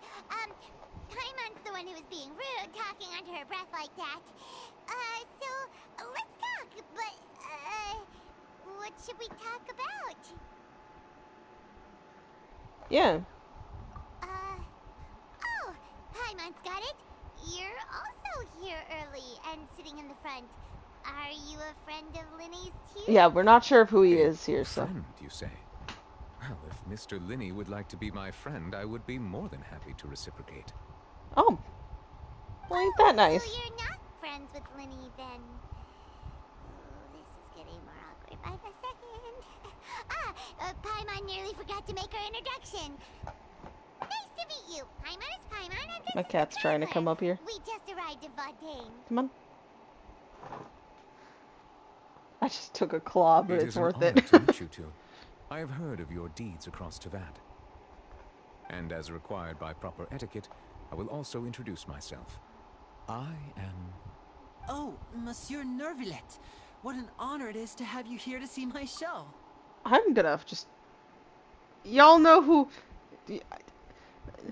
My brain broke. I don't think I'm gonna be able to speak his name. Ah, Mr. Linney. I should say it is in fact an honor for me to see your performance in person. Wait, Quite popular. Nervillet? Could he be... Yeah, no, we've heard that name before. I saw you all chatting just now, but it seems you still don't know who Monsieur Nervillet is. Allow me to introduce you to Fontaine's Chief Justice. That seat is always reserved for him. It wouldn't be too much to say that he's the symbol of justice and honesty here in Fontaine. Whoa! Sorry for being so rude just now. Paimon had no idea you were such an important person. It shouldn't have mattered. Being Chief Justice is merely what I do for work. Nearly every person has their usual reserved seat, so I'm not so special, really. And by the way, I should probably let you know, even though I would prefer not to, there's someone sitting up there in the VIP seats that has been striking a pose for quite a while now. She's been spying. I believe she is trying to give you a most elegant and impressive first impression. Yeah. So I think you should take notice of her sooner rather than later. Otherwise, she may become flustered. That smirk. She's smirking at us. Huh? Oh, it's Farina, the Hydro Archon. Huh. She sure has a smug and satisfied look on her face. Guess she has no idea that you saw right through her act. Very good. That is for the best. No need to pay her any more attention. We may now enjoy the show. You know what? I actually kind of like him. For this moment in time, I actually like him. Between the Chief Justice and Hydro Archon? All right, please wait. Seems just a like moment it, but who longer. knows? I've pretty much finished my preparations, and the performance will start as soon as the audience has made their way to their seats. Yay! The show is finally about to start! Paimon can hardly wait! Yeah, you're gonna have a new fan. Real life magic show before!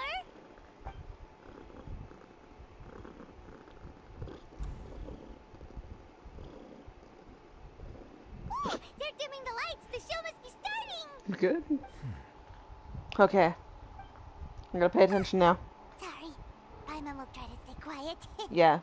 No interrupting. You're part of an audience here. Welcome, one and all, to the Opera Epiclese. I am the star of today's show, Linny. And over here is my sister, Lynette, who will be working as my wonderful assistant. Please, let's give her a warm welcome. Hello, everyone. Aw. Poor baby. I know she may seem to be a little sleepy right now, but that's just a sign that she's nervous. Whatever. Now, Yeah, that's her some of you may response. be That's her thinking, go-to. Two vision holders who can freely manipulate elemental powers performing magic is not true magic at all. So, I would like to take a moment to assure you that elemental powers will have nothing to do with what you will witness on the stage today.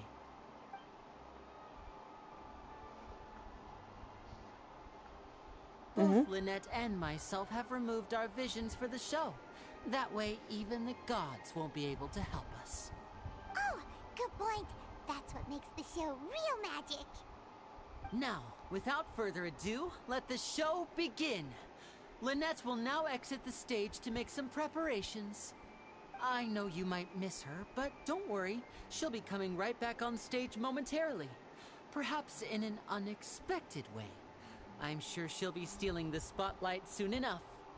Oh, and before I forget, there's one more thing I should say. You never know what can happen in the blink of an eye. Ominous. A magician's greatest skill is making things disappear or appear.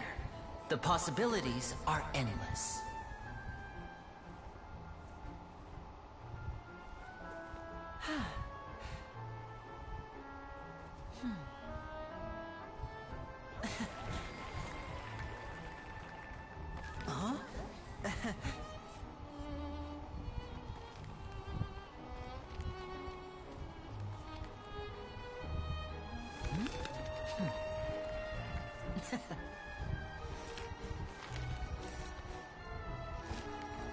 But this isn't what you came for. These little tricks, you've seen them all before. So it's time for something truly extraordinary, don't you think? This one's a little tricky.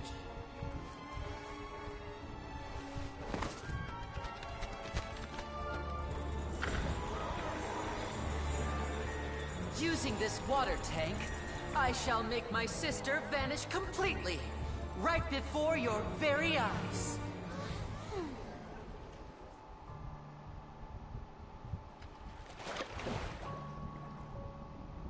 The music, man.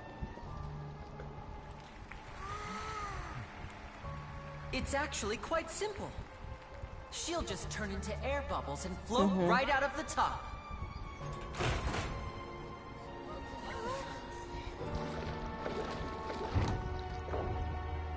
Oh no! I told them to check all the props carefully. With the lid on, even air can't escape. An amateur magician would be getting very nervous right around now. I'm nervous. Luckily, it's me on stage, so let me show you what a true virtuoso can do.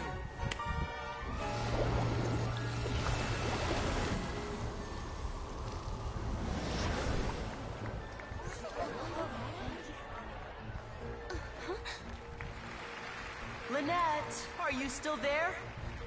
Don't go too far. We don't want to use up all our magic. Hi, I'm back. Uh-huh.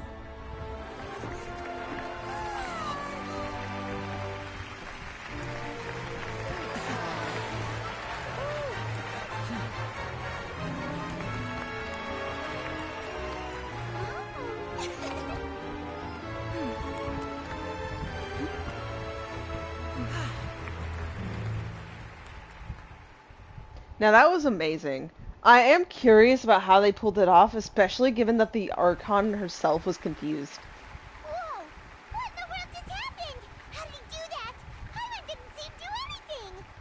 Wasn't Lynette inside the water tank? How did she disappear and then reappear out of nowhere?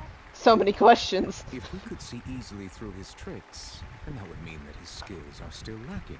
True. To appreciate magic, you should focus on the show happening on stage, rather than getting caught up in trying to see that which has been intentionally hidden.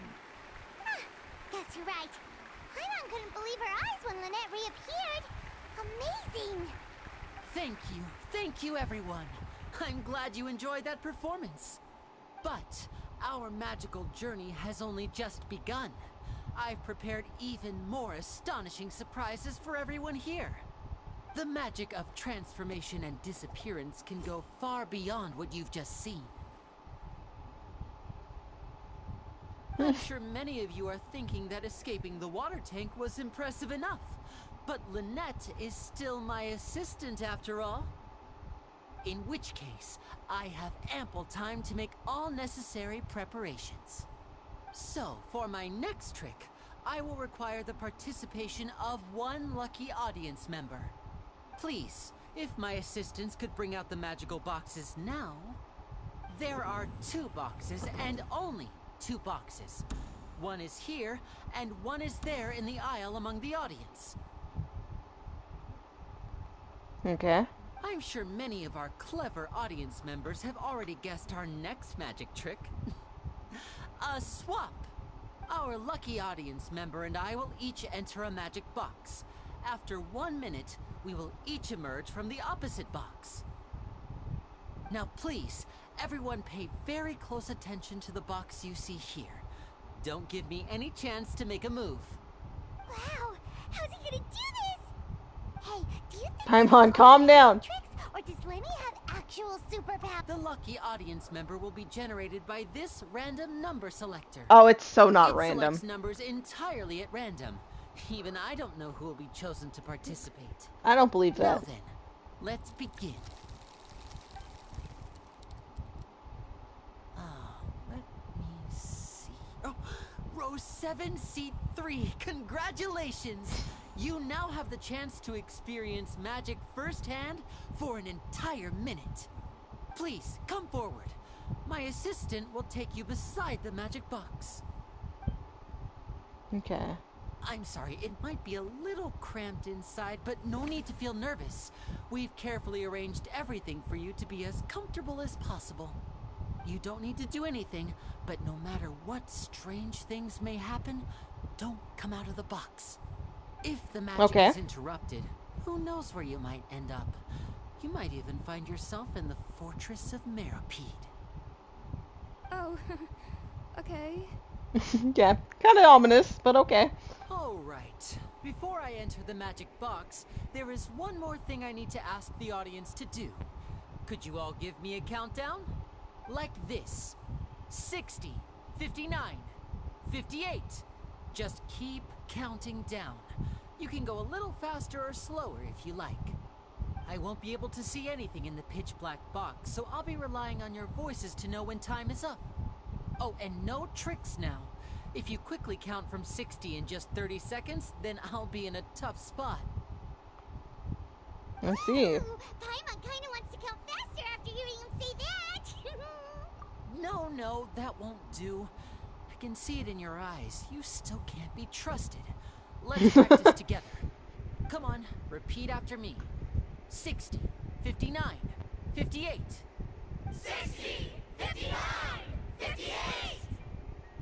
That's right, perfect. Keep it going. All right, I'll see you all on the other side once you've finished counting. Let's go. 54, 53, 54. Paimon, it does not work. Why aren't you counting, Neuvillette? I am counting in my head. Yeah. I think things are exciting enough in here as it is. Merely a consequence of my identity and personality. Do not worry about me. Just enjoy the show. Exactly. Alright. You look so serious that Paimon thought you might be feeling uncomfortable or something. 40, 39, 38! Oh, the countdown's going down. Mr. Linney, are you all right in there? Is everything ready? Yes, I'm fine. I'm just double-checking the direction of the message. It would be a disaster if we get sent to the wrong places. For example, mid-air right above the audience. Hmm. Even though he's saying that, Lenny doesn't seem nervous at all. Ah, what was that noise? Did you hear it too? Not sure. Anyway, it doesn't seem like anyone's worried about it. 25! 24! 23! What's wrong, Mr. Linney? I can still hear you moving in there. I seem to have accidentally knocked over a decoration. I'm trying to fix it, but it's pitch black in here. Oh, that's what's happening. Never mind the decorations. There's no... No, that's unacceptable. I want my show to be perfect. Don't worry, we still have 20 seconds. Hear them counting? Buddy, if you can't manage it, don't worry. And if it's part of the show, that's stressful, man. It seems things aren't quite going as planned. I apologize, everyone. It feels like you're all starting to count faster, but that's alright. I know it can be tiring to do such a long countdown.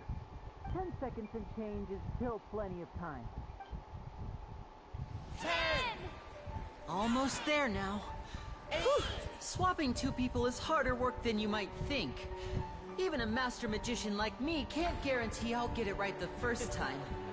Hey, wait! Is this the back one? I can't tell. They both look the same inside. Huh? No, that's not it. I'll try again. 7! Hey, slow down! Honestly! 5! 4! 3! Whoops! That doesn't count! 0!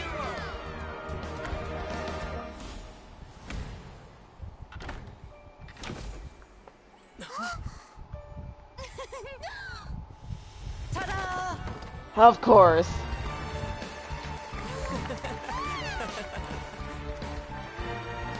She gets so involved in this. Oh, come on. You good, girl?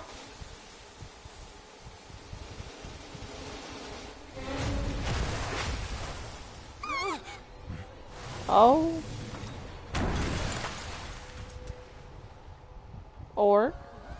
Or that. What happened?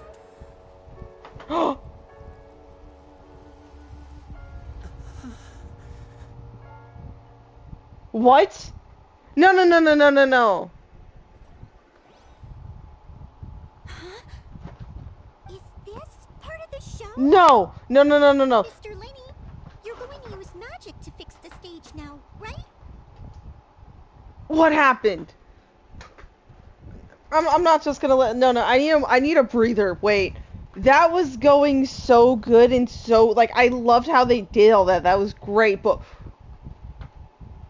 was there some no? They were practical. I mean, there can still be faulty shit even after you've worked on the stage prep and all that, but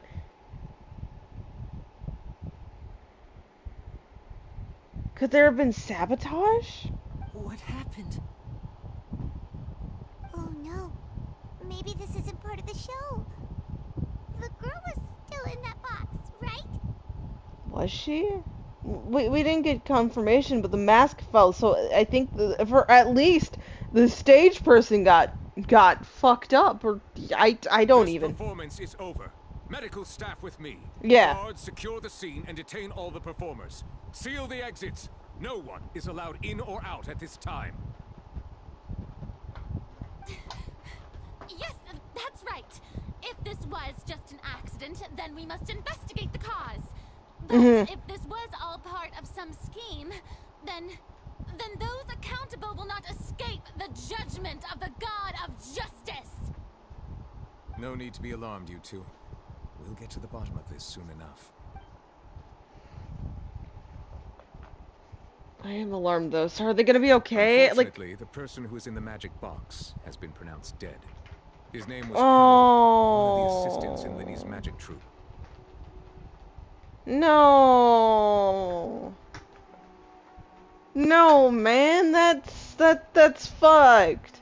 That's just fucked.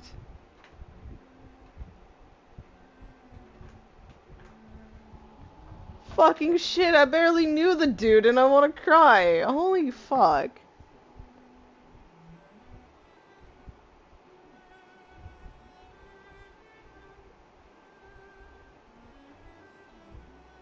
I'm sorry.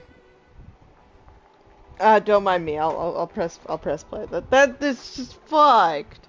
I have cats around me having fun playing this. Apparently, the fireworks on stage ignited the ropes that were suspended in the water tank, which then caused the tank to fall onto the stage. What?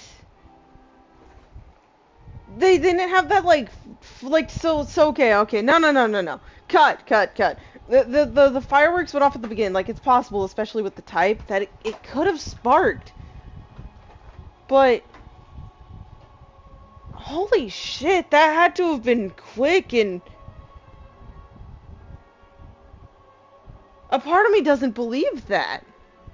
Like it could just be me. I maybe in playing that scene back, I'll see it more. But with my visual of the set, that's a little crazy to believe. As of now, we are still not sure why we found Coward in the box, rather than the guest from the audience. And that's true. And after an initial search of the area, the guards have confirmed that nowhere to be found. It appears that this incident was not merely some mishap with the performance. And there are many indications that it is connected with the case of the serial disappearances of young women. Oh, damn. The serial disappearances case? That's the case that Charlotte mentioned before. I know the truth. I can see through the whole thing. Really, using such a shallow and obvious mystery as his finale. Did he really underestimate us that badly? Oh, no, bitch. Are you implying it was, like, okay, I don't want to be quick to stand up, but so far, those two have, you know, they've shown us around. They openly wanted to be friends, and they, like, invited us here. Is she about to accuse Linny? Now, I might be wrong. I could be wrong. I want to be wrong. But is she about to accuse Linny? And, like, his... I'm sorry, my fucking brain is going on override, and like I just feel so many emotions, and a cat's about to attack my monitor. Girl, no, I don't care. Go, if you have energy, go play with your sister. We're busy. Okay, go ahead, Farina. Just speak whatever truth you're about to speak. I don't think I'm gonna like it. Go. I say that our powerful magician, Mr. Knew it! Lenny, is now the prime suspect for the serial disappearances case. Bitch! Is anything off the top of your head?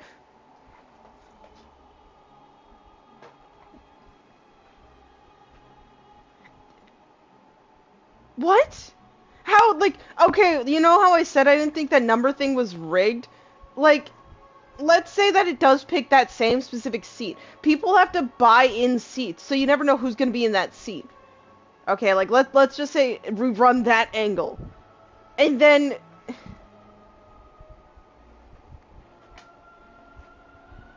that would just be stupid! No, there's nothing I can think of that makes that right. I'm sorry I'm getting so defensive. I'm getting so angry, but there's nothing that indicates to me, like, if this person's been fucking on the loose for 20 years, and yeah, there could be copycats, but on the loose for 20 years, you wouldn't do that shit in front of the person who's in charge, like, the two people who are in charge that could sentence you to death. Like, I don't... Huh? Why me? This whole thing was an yeah! accident. No, this all occurred during your magic show, did it Okay! not? The missing girl disappeared after being chosen, did she not? The deceased is one of your assistants, is he not? Why would he have killed his own fucking assistant? I'm sorry. It's 5:30 in the morning. No one needs to be hearing me fucking shout. But what? The actual fuck? Yeah, Paimon, remember when you said you fucking have tears, like you cry with big ranges of emotions? Fucking shit. Earlier the tears were because I was upset about the dude dying, and now I'm pissed. I'm fucking... I'm extra angry. I'm so sorry, guys. But... no! No! I see why you're just a fucking mascot and not actually, like, some ruler of the fucking place. I see! And she's putting on an act, too. That's the thing, too. It's all with her, it's about performance. Because, you know, the people, you know, they see her this way, too. But she likes that attention, so she's gonna keep it up. And Now that I think about it, that whole speech about magicians making things disappear was nothing more than a provocation, a bald-faced challenge. in front of somebody who's wanting to fucking arrest people for just cuz, left and right? No! Unless you think he's a fucking idiot, or he's just, like, that fucking egotistical that he thinks he can do that. And I don't know, I haven't known him that long. That is so fucking true, but I don't know about that. That can't be right. How can Lenny do this? Paimon, why do you even pray like... yeah, come on. We can even hear his voice. He was talking the whole time. Before the show, he told us that he would like to catch the criminal behind the disappearances. He couldn't possibly mean catching himself. Yes, at most we can say he's suspect, but we can't fucking say it's him. Save discussion for a later time, please. Lady Farina, may I assume that your comments just now constitute an accusation against Mr. Lenny and his associates, and that you are pressing charges? I'm so glad she gets to just fucking press charges. Yeah, are you gonna do it? Yeah, are you? Huh? I'm sorry. I'm getting extra mad at her. A little early to talk about formally pressing charges. Are you gonna press charges? But what Lady Farina said just now makes perfect sense. I'm sorry. Like she's Great. gonna personally deliver justice. Do y'all... I'm not even gonna ask. A kidnapping and murder carried out under the cover of a magic show. Lady Farina said it all. I mean, of course, my dear people. But what excites me even more than the obvious truth before our eyes is the opponent I'll be facing. That's right. I mean you, traveler. You'll support Linny, won't you? After all, he was the one who helped you the first time we met.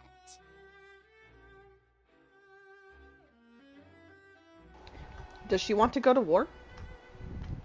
I'm ready to go to war. Yeah, no, I trust him.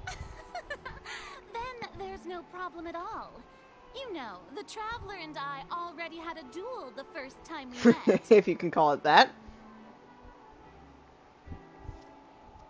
Glad y'all can't see my face. But with Linny's help, our little duel ended in a draw. But draws really are the most boring possible outcome. So, no more draws. Between the two of us, there must be a clear winner and loser. And what better place to hold such a riveting showdown and decide the true victor than here, on the grandest of stages, the Opera Epiclese. Hey, Farina, if you want to, like, step down onto the stage, I'll gladly fight you 1v1 right now. It wasn't a draw. She obviously lost last time. Sorry, the cat. I understand. Charges have now been pressed, and as such, a trial is in order. Well, traveler, seems Lady Farina has set you in her sights. But putting her dramatic rhetoric aside for a moment, I would like to ask you, are you willing to act as Mr. Linny's attorney and defend him in this case? Very well. The trial will be held a day from now in the Opera House. Both sides may investigate the scene to build their cases and search for the truth. Linny and his troupe are all potential suspects and shall remain within the Opera House. The audience may begin to leave in an orderly fashion once they have been cleared by the guards. A day isn't that long. Let's see what kind of case this big-shot outlander can build in such a short amount of time. I'm really quite looking forward to hearing it. Y'all, can we, like, find one clue and instantly blow her case out the water? Now, I wish this functioned like Danganronpa. I'd be kicking her ass. Sorry about everything that happened just now. Were you frightened? Of course! Who wouldn't be scared after witnessing an accident like that? Yeah, I'm a little shaken up myself. How could this happen? And poor Cal. I know you already claimed that you would defend me, but now it's just us talking. Tell me, do you think I could possibly be the murderer? Good to hear. Thank you so much for trusting me. I'm sure everyone sees me as the biggest suspect at this point. But if you ask me, the whole thing is mysteries layered upon mysteries, such that all that's left is confusion. I don't know whether what happened there on the stage was purely an accident or not. And I don't know why poor Cal was in the box. As for how that girl chosen from the audience could suddenly disappear, I'm afraid I don't have any answers either. If someone tampered with my performance, then we need to figure out what they did. Even a skilled and knowledgeable magician like myself couldn't pull all that off in just 1 minute. Which is precisely why we need to investigate. As this book says, the impossible could not have happened. Whatever happened must have been that which is possible.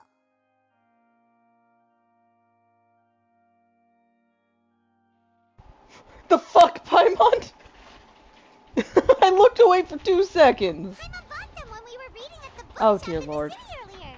Pretty cool, huh? Don't bring her anywhere. Don't worry. Paimon used her own savings to buy them. It wasn't from our travel funds. I think they look cute on you, Paimon. You have good taste, Lynette. That's the right attitude. Feeling depressed isn't going to help me now.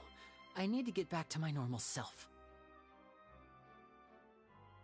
But with the guards watching our every move, it's going to be especially difficult for Lynette and I to prove our own innocence. It's gonna be an uphill battle. To be our attorneys. Thanks for that. We'll be counting on you. Yes, thank you so much. Yeah, just leave it to us. I can't take her seriously.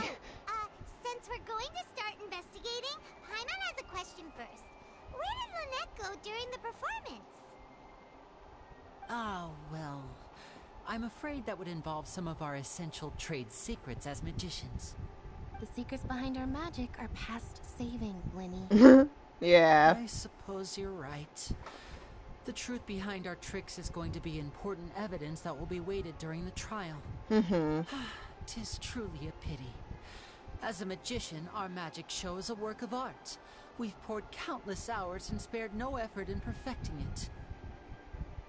But Yeah, if revealing but our secrets will help you uncover the truth behind what happened, then it will be well worth it. We should go somewhere else if we're going to discuss our magic tricks. We'll go speak with the guards, and in the meantime, you can go investigate the stage and the seating areas.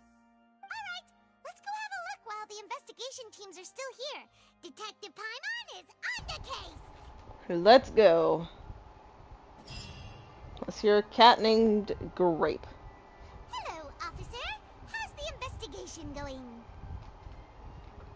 Ah, I see.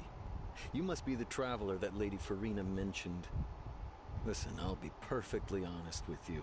I'd avoid getting mixed up in this whirlpool of a mess if I were you. I'm sorry, I'm friends with the people who are being accused. Come with me and you'll see. What? Okay, wait. The deceased is one of Linny's assistants named Cal. Even though he hadn't joined the troupe long, he was hardworking and everyone generally liked him. The assistants are usually in charge of setting up and inspecting the props, as well as assisting with the show and keeping the crowd engaged. As you probably saw when you were in the audience, the water tank suddenly fell and smashed the box with Cowl inside it. This is the real mystery. We've already searched the scene and were unable to find any traces of the girl. However, if you look carefully, the box was positioned directly under the water tank. The ropes holding the tank were then burned by the pyrotechnics on stage, causing them to snap. All these factors lining up so perfectly makes it hard to see this as a mere accident. If anything, the more logical explanation is that the whole incident was intentionally planned. No. He is the most likely person to have access to all these areas. Are we dumb and don't think that people could also sabotage knowing this exact shit so they have a fucking culprit to point at? No, it genuinely can be. Like, I'm not gonna sit here and say that it's impossible that he would never. What I'm trying to say is, sometimes it's not so blatantly fucking obvious. And when it is, usually that's when you need to suspect shit even more. Because it could be a sabotage plan, and that was their fucking alibi. Like, no one would think it was them, because, well, look at how well this lined up for them. You know? I'm being so defensive. He doesn't have a motive. Yeah, where's the motive? To Are fucking you kill both one of his own good people. friends of his?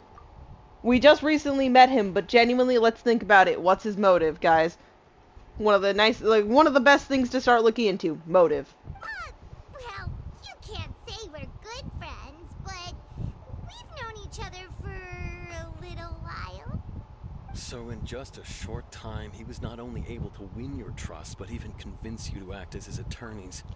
Oh, he didn't convince shit. No, we chose to do that, and your Archon kind of dragged us into it anyways, so, like, it was a win-win, honestly. And I hate... I know Anyways. there's no such thing as magic. The real trick of a magician is holding the audience in the palm of their hand.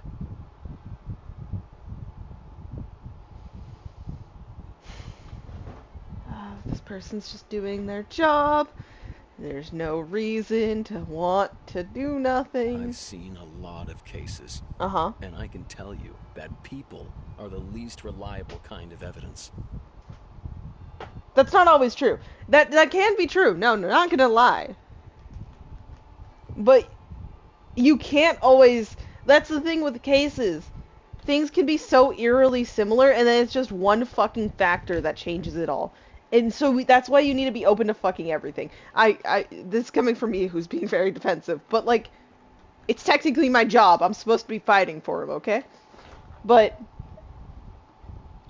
people can also be the most reliable. It is so 50-50. Sorry, I tend to be pretty straightforward. Just know that I'm warning you for your own good. And I'm warning you, too. Anyway, you may investigate the scene of the crime yourselves if you're curious. Come here, cat. Who Stop knows? it. Maybe you'll be able to come up with some new evidence. Thanks for the warning. Holy shit. Okay, case records, clue collection. You can check as you... Okay. You can check yet undiscovered evidence and clues in the case records, then investigate the corresponding area to locate them. Use the perception skill to find the evidence and clues that can be investigated within a certain radius around yourself. This will advance your overall progress.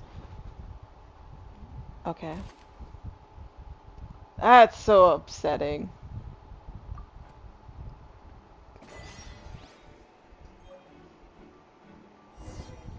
Okay.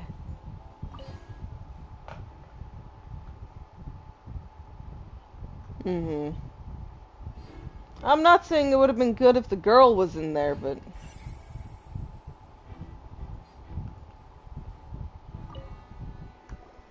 So this is the rope that broke and caused the water tank to fall. Oh. The rope looks pretty durable. How can it be burned through so quickly by fireworks?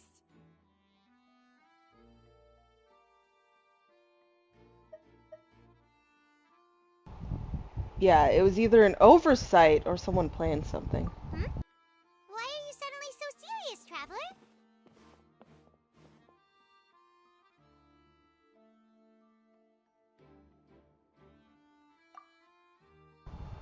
Yeah, where's it snapped from? Look! This bit is made from different material! Ooh! It was burned away, but there's still a little bit of it left. Flammable, so... So if a rope meant to hold something was made with that kind of material in it, then that means... Wait, why would you write all this Yeah, down? no. That is very important information right there.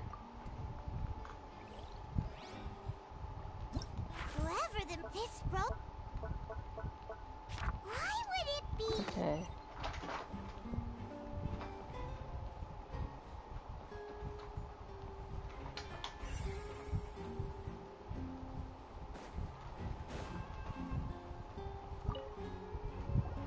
Hello there. What are you investigating? Oh, this location has also been cordoned off because the Magic Troop members are currently considered prime suspects. The investigation team is still collecting evidence. The seats were all booked in advance, so we were able to deduce the missing woman's identity by checking the guest list. Sure, it's not like this is confidential information. Her name is Halsey. She's a painter from Fontaine who's made a bit of a name for herself. Oh, okay. Apparently, she wasn't a regular at the Opera House, but she'd been feeling some pressure with her work lately, which made her decide to come see the magic show. Oh, that's The upsetting. Magic Troop members all claim not to know her. We have looked into her social connections. It seems that she has no personal grievances or conflicts of interest with the suspects. Okay. Simply put, she wasn't related to the Magic Troop at all, which matches the features of the previous serial disappearances. Well, no shit. If it's just random people, that will fucking connect. Cases also chosen at random? That's how it seems to us, in any case. Apart from the fact that they were all young women of around the same age range, there really weren't any other connections between them. Okay then. No need to be so formal. If you do happen to see the missing girl, please be sure to contact us. It is of utmost importance that we get to the bottom of these disappearances. Okay.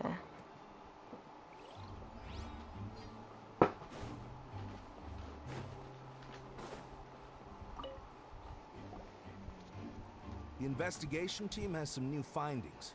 Turns out there's an issue with the random number selector after all. See, I told you. What if the machine picked some big guy's seat? You think the murderer would have still made his move then? There's an issue with the number thing. I was right.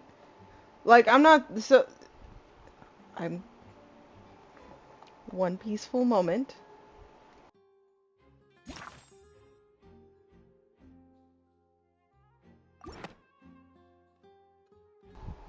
From here on out, cats are going to be causing problems.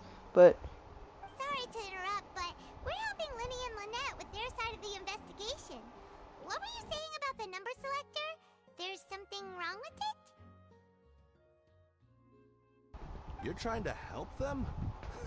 That'll be a tall order. Why? Lenny used the machine to pick a random member of the audience during his performance, right? The a lucky girl that later disappeared.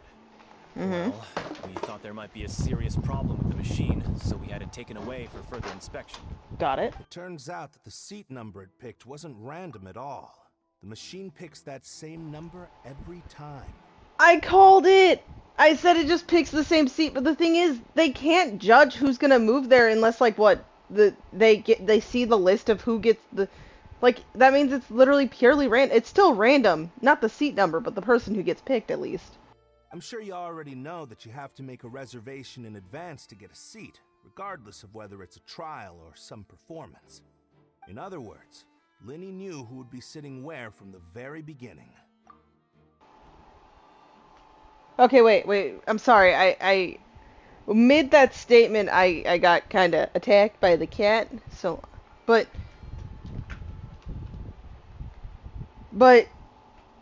no, that I swear that still doesn't make sense though, because it's still pure chance that if that thing picks that same seat all the time, it's still pure chance who chooses to take that seat.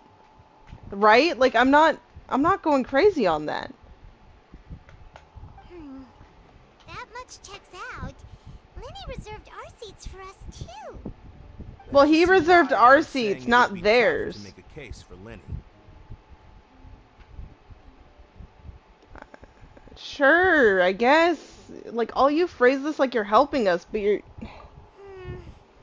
Even though it's bad for Linny's case, Paimon had better write it down. No, everything's important, whether it makes it look good or bad. Like, there's always a need to document information. The cat's been stepping on my keyboard. Gotta move that. Okay. Okay, the randomizer wasn't so random.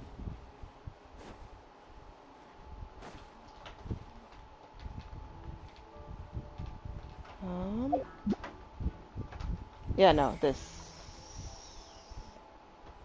Okay. I see that you're investigating the area. Well, it just so happens that I'm interested too. If you find any new and interesting leads, be sure to share them with me, alright? We don't have too many thoughts yet. Who are you, anyways, also asking about it? Then why don't I tell you my hypothesis first? The way I see it. And I'll start it with that loud thud. There was a loud thud. Oh, you mean the sound that happened during the countdown? That is true. Yes, exactly. It wasn't terribly loud, but I suspect that most people heard it. It's just that everyone was awaiting the results of Linny's trick with bated breath, so no one paid it much mind. But now that the incident has happened, the thud has become an important clue. That makes sense. So, what do you make of it? I'm of the opinion that it may have been the sound of Linny's accomplice. Lynette, perhaps. Oh, jumping atop the water tank, or something like that. And when the pyrotechnics went off, she cut the rope, sending the water tank crashing down. Okay, motherfucker, just simply look at the rope. That's not cut. That did burn. So at least that part of your hypothesis is wrong. That I can at least vouch for. I'm telling this cat to go down away from my desk numerous times. And it just won't listen. Wasn't the noise we heard too loud for that? Yeah. Perhaps the balance wasn't right, leading to a particularly rough landing. Yeah, the water tank would have... There would have been signs of chaos. I suppose I must reconsider. That does remind Paimon, though. What was with that sound? We did question it.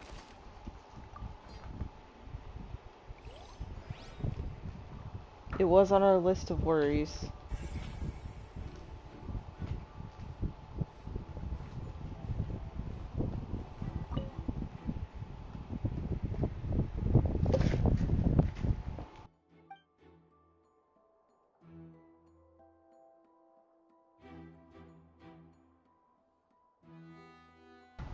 Okay. That's not what I meant. I meant this. So the next thing to check is all the way back here? Oh, with the people. Okay, that makes sense. Oh no, even further! Oh, but I was right. There is something to check. Hey. Oh, they're talking. Yeah, talking with Linny. He's still talking to the guards. Mhm. It seems he'll have a lot of explaining to do. Yeah, I think unfortunately. someone will be assigned to monitor us later, but that's alright. Yeah. No. Right now things are good. We should take the piece, and any information we can give them, the better, because unless they try turning it on us, we should have more grounds. Both of you, over here. Oh, I've been keeping an eye hello. on you for a while now. Huh? Why do y'all look like you have two mob bosses with you? That's right. If I'm not mistaken, you're also among those who wish to cut down the thorns and pursue the truth. No? And by the looks of it, you're not from Fontaine. We're not. You're right on the more about that one, but who are you?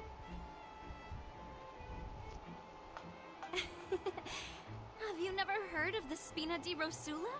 No. From mediating disputes and providing protection to solving conundrums. You name it. Spina di Rosula does it. And I, Navia, have the honor of being its Navia. renowned president. Okay. Hello there. Though those who play by our rules call me boss. I'm Silver, her attendant. Pleased to meet you. And I'm Pleasure. Deleuze. Demoiselle's various daily needs and affairs are under my purview. Huh? Boss? Demoiselle? What gives with the names? Well, I am the second generation president. Malus and the others are still used to my previous title. My apologies, Demoiselle. Should you prefer, boss, I will endeavor to use that instead. No need. You don't have to call me boss. Just Navia is fine. Just Navia. Okay, if you say so. Not that we're members of Spina di Rosula anyway. Very true. All merely trifling details. Never mind. Now, back to the situation at hand. That's right. I've always kept an eye on the serial disappearance cases. My interest stems from a matter back from my father's time. Judging from the look of things, I find Linny an unlikely mastermind. Thank you. Really? We think so too. That's why we're looking for clues now. But how did you come to that conclusion? Intuition, naturally. My unparalleled intuition. Okay, official pose. Farina sure was quick to point the finger at Linny without any decisive evidence whatsoever, wasn't she? Yeah. But I'm not surprised about it, really. That's not uncommon for her. Yeah, thought so. The justice had to interrupt her and ask if she was pressing charges, just to keep her from getting carried away. Anyway, a trial begins the moment someone levels charges. And, of course, there was no way Farina was going to back down in that situation. Sounds more like you just don't trust the Hydro Archon. That is a big part of it, but there's a mystery to be solved. What's your opinion? I must admit that she can be interesting at times, but liking her doesn't mean that I'll blindly agree with her. Nice decision. All right, I've answered your question. Now, it's time you answer mine. Wait a minute, did that answer count? Well, I say it does. But don't worry, you won't hear any pointless questions from me. In your opinion, do you think it's right to treat a trial like it's an opera? Not necessarily, no. Especially if it's all cases. I don't think so. Yeah, not always. And why would that be?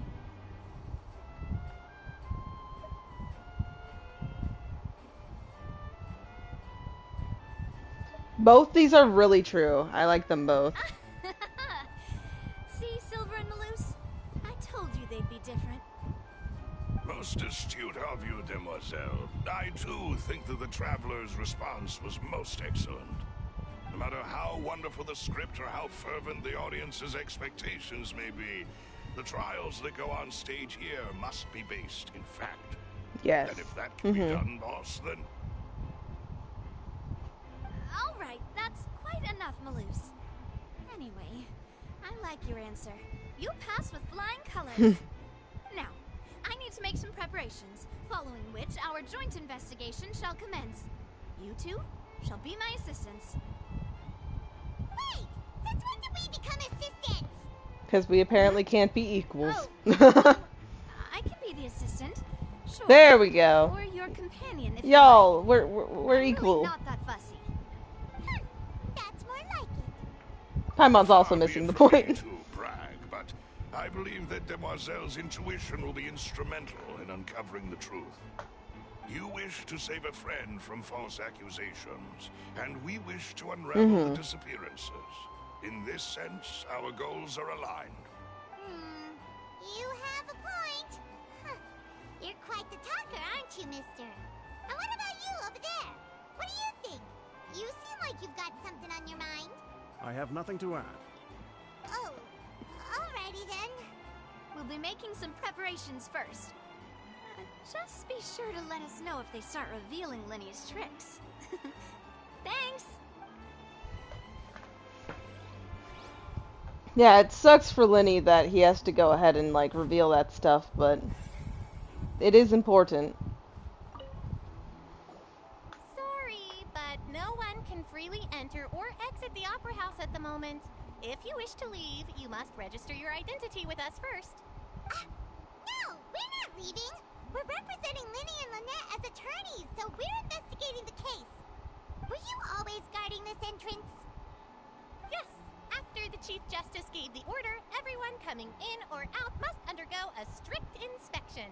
So, the missing girl couldn't have left from here. At least, not from that point on. I doubt there was much opportunity then, either. How can you be so sure, Well, because I was in charge of security near the entrance at that time. I couldn't see Lenny's performance from here, which was quite a shame. Just my luck. But still, I did not abandon my post, and I stayed put no matter how loud the applause was. If someone had so much as even approached the door, I would have noticed it, let alone if they had tried to leave. We Melusines are good at that sort of thing, you know.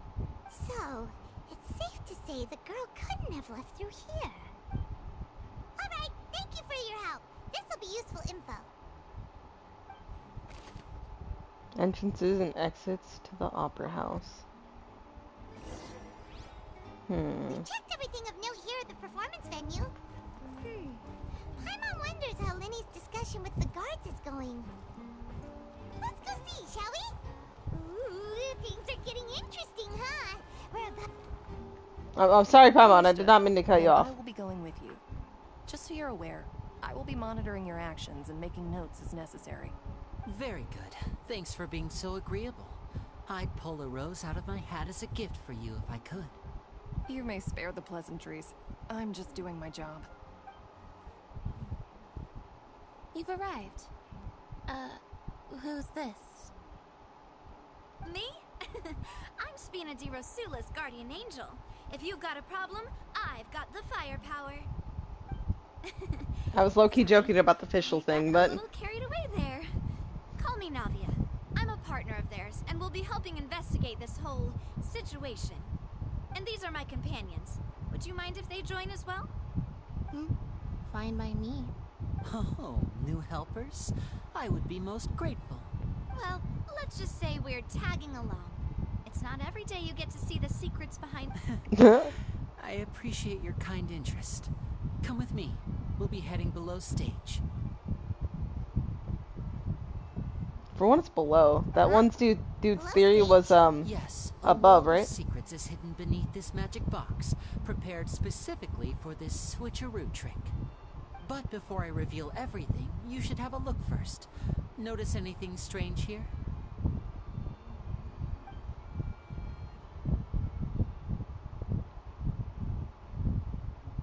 I'm not trying to be dramatic. Remembering the details of a trick will help you understand the methods used to perform it more easily. Huh. Weren't there balloons and other decorations here? Where did all that go? Ah, good eye. That said, you're still far from discovering the answer. The back? You mean the inside of the door? What's different about it? Paimon didn't notice anything. Very good indeed. I thought you might not be able to catch that, given that you were sitting in the first row. The back of this door was patterned. Those patterns are now gone, replaced by a smooth wooden board. So, if you put 2 and 2 together, what do you get?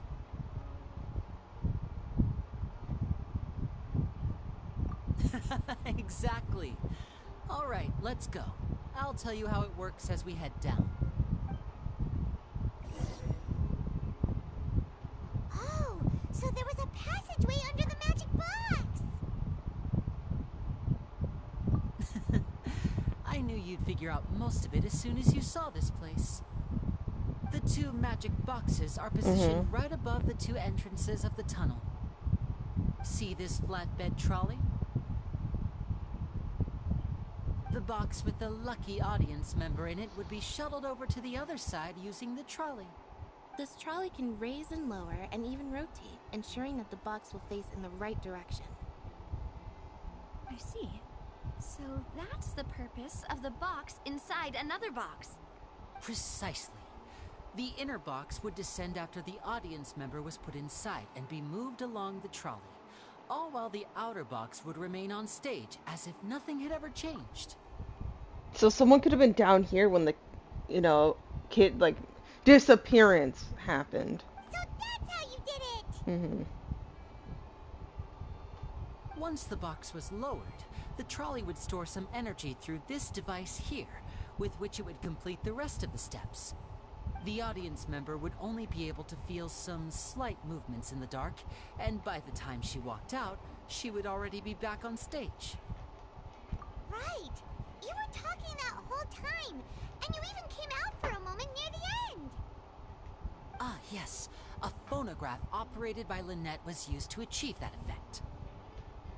My assistant and I had already scripted our conversation beforehand. When the countdown began, I had already gone to the opposite box via a tunnel using that ladder.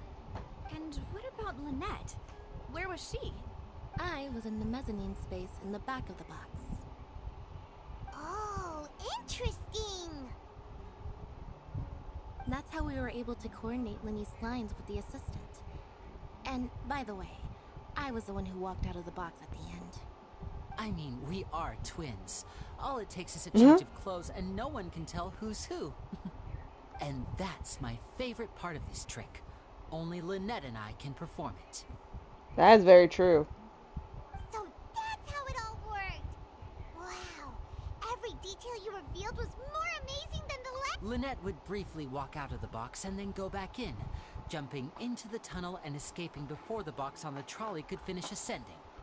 And then I walk out of the other box in the audience area, and the trick would be complete. The operative word here being would. But as you saw, Cal was in the box, not our audience member. She, on the other hand, mysteriously vanished. We really don't know how that happened. Yeah, because in this way, with how the thing works, so it would put Linny at this point already in the other box, right? And then, since Lynette legit came out that second it happened, she would only have, so what, she jumps down that last second, then he reveals himself. Unless that's the disappearance thing happened, in that instance, let's say it wasn't already prepared, it's hard to place why, how they, these two in particular would pull it off. If not for that interlude, this would have been an astonishing trick. I probably never would have figured out how you pulled it off. And yet, to think that someone was able to use this magic trick to commit a crime. Could we have a look around? I think we can come up with some more leads. This is the scene of the crime, so Linny and Lynette are not permitted to stay here. I'll escort them back up. Yes, of course. No need to be so strict now. I won't disappear into thin air, you know. Linny, you should probably hold... Thanks, everyone. We're counting on you. I'll do my best.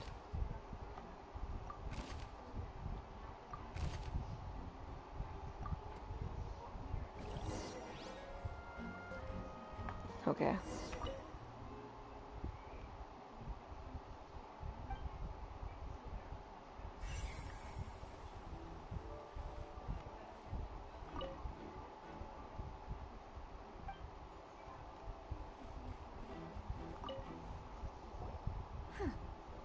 Sis, Looks like a hook tied to the end of a rope. Huh? There's all kinds of odds and ends here. Yeah, this was not mentioned though. perhaps it was a prop for a different trick. But why would it have been left here? Whatever it is, let's make a note of it first. Smart decision.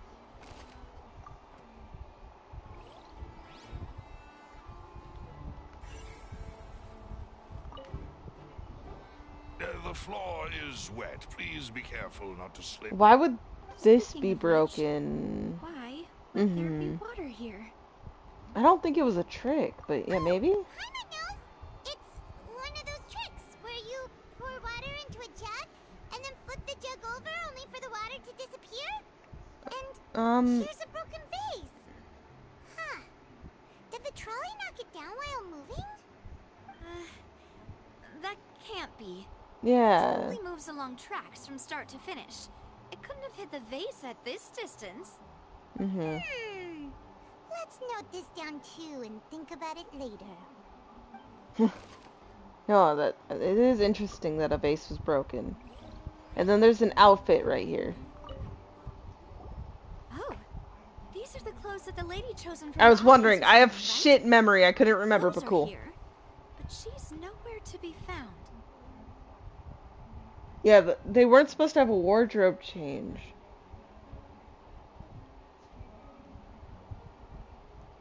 Wait. Right. And do you really need to do that if you're kidnapping them? Theoretically, no. Ugh, this is so confusing. Paimon doesn't want to be a detective anymore. 6 a.m. me agrees with you, Paimon. But yeah, her clothes are here and they're wet. Probably because of that vase, obviously, but what transpired to that, though?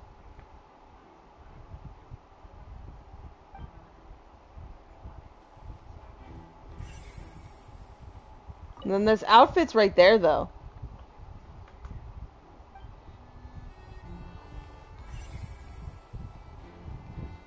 Oh! Where does that vent lead? Can that, like, be an escape route of sorts? Maybe? What is this place? It seems someone could fit through here. Huh. Could this have been the suspect's escape route? Alone, perhaps. But if they had to pull another person with them, the space would be too narrow. But there are no other ways in or out of here. Oh, you're right. Let Paimon write that down. They both were in another box. Because unless you're saying it all happened in that split second when she would have jumped down to complete the swap, it wouldn't work. Seems we're just about done investigating down here.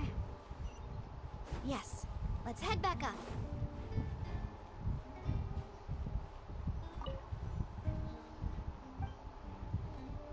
I knew it was a ladder. I want to return.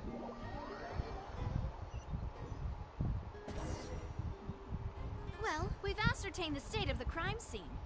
Let's find a place to sort out our findings once Malus returns. Seems to me that there are several things that don't add up here. Apologies for the wait, demoiselle. So, what did the guards say? Did the criminal escape through the vent? They believe the odds of that are very low, since the vent leads to the Opera House's basement. But what if that was it? What if it is connected to the basement, though? The guards have checked the area carefully. No one left through the basement during the performance or after the incident, and no one was found hiding there. So the tunnels become like a secret chamber then. You know, like the kind you usually see in novels. The plot thickens. Halsey's disappearance and Cowell's death are both quite inexplicable. No wonder Farina was so confident in her accusation. All the current evidence points toward Linny and Lynette. Other than where they could be hiding her, though. Right? Again, like, no, there are a lot of points that are making it hard to, like, really be able to defend them. But it's just the matter of where did they place her then? Because we've been shown very clearly that how the trick works. And so they would have had to hold her, like, what, in the basement? Like, that vent to the basement. But they said no one entered, no one was hiding in there, no one exited. So where would she be then? Especially given that, you know, part of the trick did involve them having that very, very kind of narrow time frame to kind of pull everything off. And then why would they sacrifice their assistant? You know what I mean? In other words, the charges are very likely to be upheld unless we make some considerable progress. Charges and then trial. So if the charges are upheld, they'll announce a sentence? That's right. This is how a trial goes in the Opera House. During the proceedings, the Chief Justice and the oratrice will hear statements from both sides. That's right. This is how indemnitium is produced. The statements from both sides, the defenses from attorneys, witness testimonies, and even the audience's emotions will all be projected on the oratrice. To put it simply, it's as if the oratrice has its own will, and is a judge in its own right. This also precludes any kind of favoritism on the part of the Chief Justice. And not that this has ever happened anyway. Okay, very interesting. Once both sides have finished speaking, the Chief Justice will make his final decision. This, too, will be used by the oratrice as a reference. Then, finally, the oratrice will be consulted by officials. The result it returns is the will of justice itself. Huh? So that machine is the one that actually decides? Paimon thought Neverlet called the shots. In practice, there is very little difference. Both have always come to the same judgment. Which is why people have great faith in the Chief Justice. Ah, yes, the guards also asked me to convey that none of us will be allowed to leave this place before the trial. Okay. Huh? Why? Because we've chosen to act as the twins' proxies. That makes Related us to the persons case, related yeah. to the case. They're concerned that we might be colluding with outside parties, or that we might find outside help to disrupt the case. And even if that were not so, it could prove problematic if we happen to spread key information about the case ahead of time. It is logical. Break out at any time. No, let's not do that. Whoa, there's no need for that. Paimon thinks they have a point. That Mm-hmm. said, are they providing food? Priorities, Paimon. Come on. Of course. I just hope you don't mind the lack of options. I'm afraid that catering to all tastes is not in the cards, nor is any guarantee of balanced nutrition. I think that she doesn't care. Okay, as long as it's food, I think Paimon will kind of just accept it. Don't mind me. In that case, let's just sort out our findings together here. Pity. I was hoping to take you to try some of Fontaine's famous desserts, too. I mean, what better way to properly think through our findings than over some tea and sweets? We have another chance later on. Yeah, it suddenly doesn't seem like such a bad idea after all. Paimon? Just kidding. Paimon will still do her best, even if there are no snacks. Sure, ya will. What do you mean, no snacks? Of course we'll have snacks. If we cannot buy some, then we'll simply make some. Huh? Here? But how? Understood, Demoiselle. Everyone, please come with me. Do they just carry stuff on hand? Wait, you're carrying a portable stove with you? Yes, I must be prepared to meet the Demoiselle's baking needs whenever the fancy strikes her. That helps. I have eggs, sugar, and almonds at the ready. Eggs, sugar, and almonds? What was the recipe for almond tofu? Good work, you two. Then I'll get to it. Please sit tight for a moment. You'll get to taste my awesome snacks soon enough. These three are quite the interesting group. Ooh.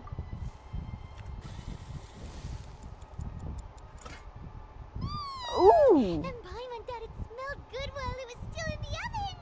Oh, it's even better now. Paimon can't stop drooling. Hey, no, I'm with Paimon though. That looks good. All that stuff around? Paimon thought you'd have them do more during the baking process. But you ended up doing the entire thing by yourself. Beating the egg whites, grinding almonds, everything. I was applauding. Hey, I was doing stuff. Encouraging smiles. Mm-hmm. Paimon was just thinking. Aren't you worried about getting your fancy dress dirty beating egg whites and baking like this? Well, I don't think it's carved in stone anywhere that fancy ladies can only read books, sip tea, ride horses, and play the piano. I just really enjoy making snacks. And nothing's wrong with that. Don't underestimate beating egg whites, by the way. It's a real arm workout. You also need to beat them to just the right consistency, or your macarons will crack. I've tried. Give these a try, fresh out of the oven. There's 3 for each of us. Only 3? Well, eating too many sweet treats might send all that sugar to your head. You wouldn't be able to think clearly about the case on a sugar rush, would Yeah, you? Paimon. Tea is ready to be served as well. This is Demoiselle's favorite. Strong black tea with a floral fragrance that clears the mind and lifts the spirit. No need for concern. I'm merely doing as I should.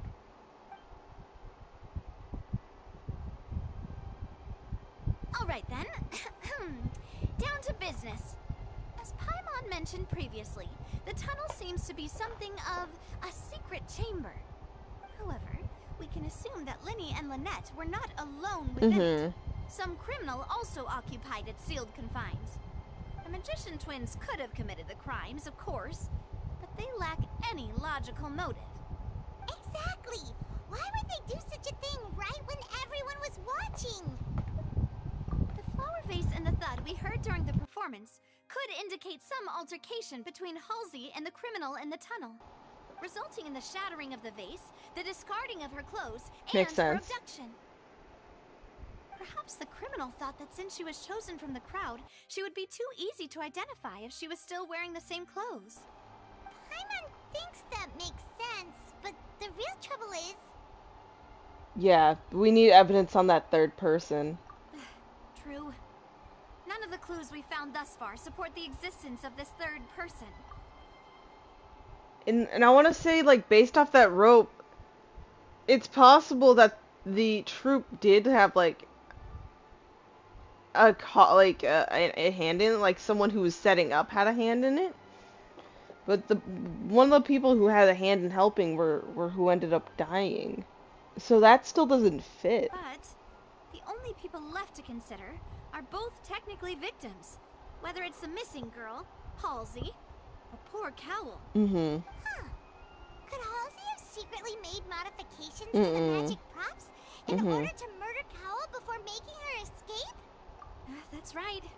And even if she had tampered with the setup, she would need to understand the entire trick to pull it off. Nor does she have any motive. The guard said that she has never had any dealings with the Magic Troop's members. Were we not thorough enough in our search? From the sound of things, this is turning into an impossible case.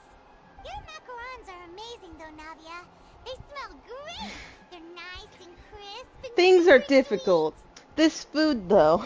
They are my specialty after all. And I see you've already had 5 of them. Oh, come on, Paimon, really? What? 5? Oh, that can't be right. Paimon only counted 3, honest. Please don't worry about it. At my age, a few less sweets might actually be a good thing. No. Being greedy is one thing, but Paimon knows how to count. Oh, so who did it? Paimon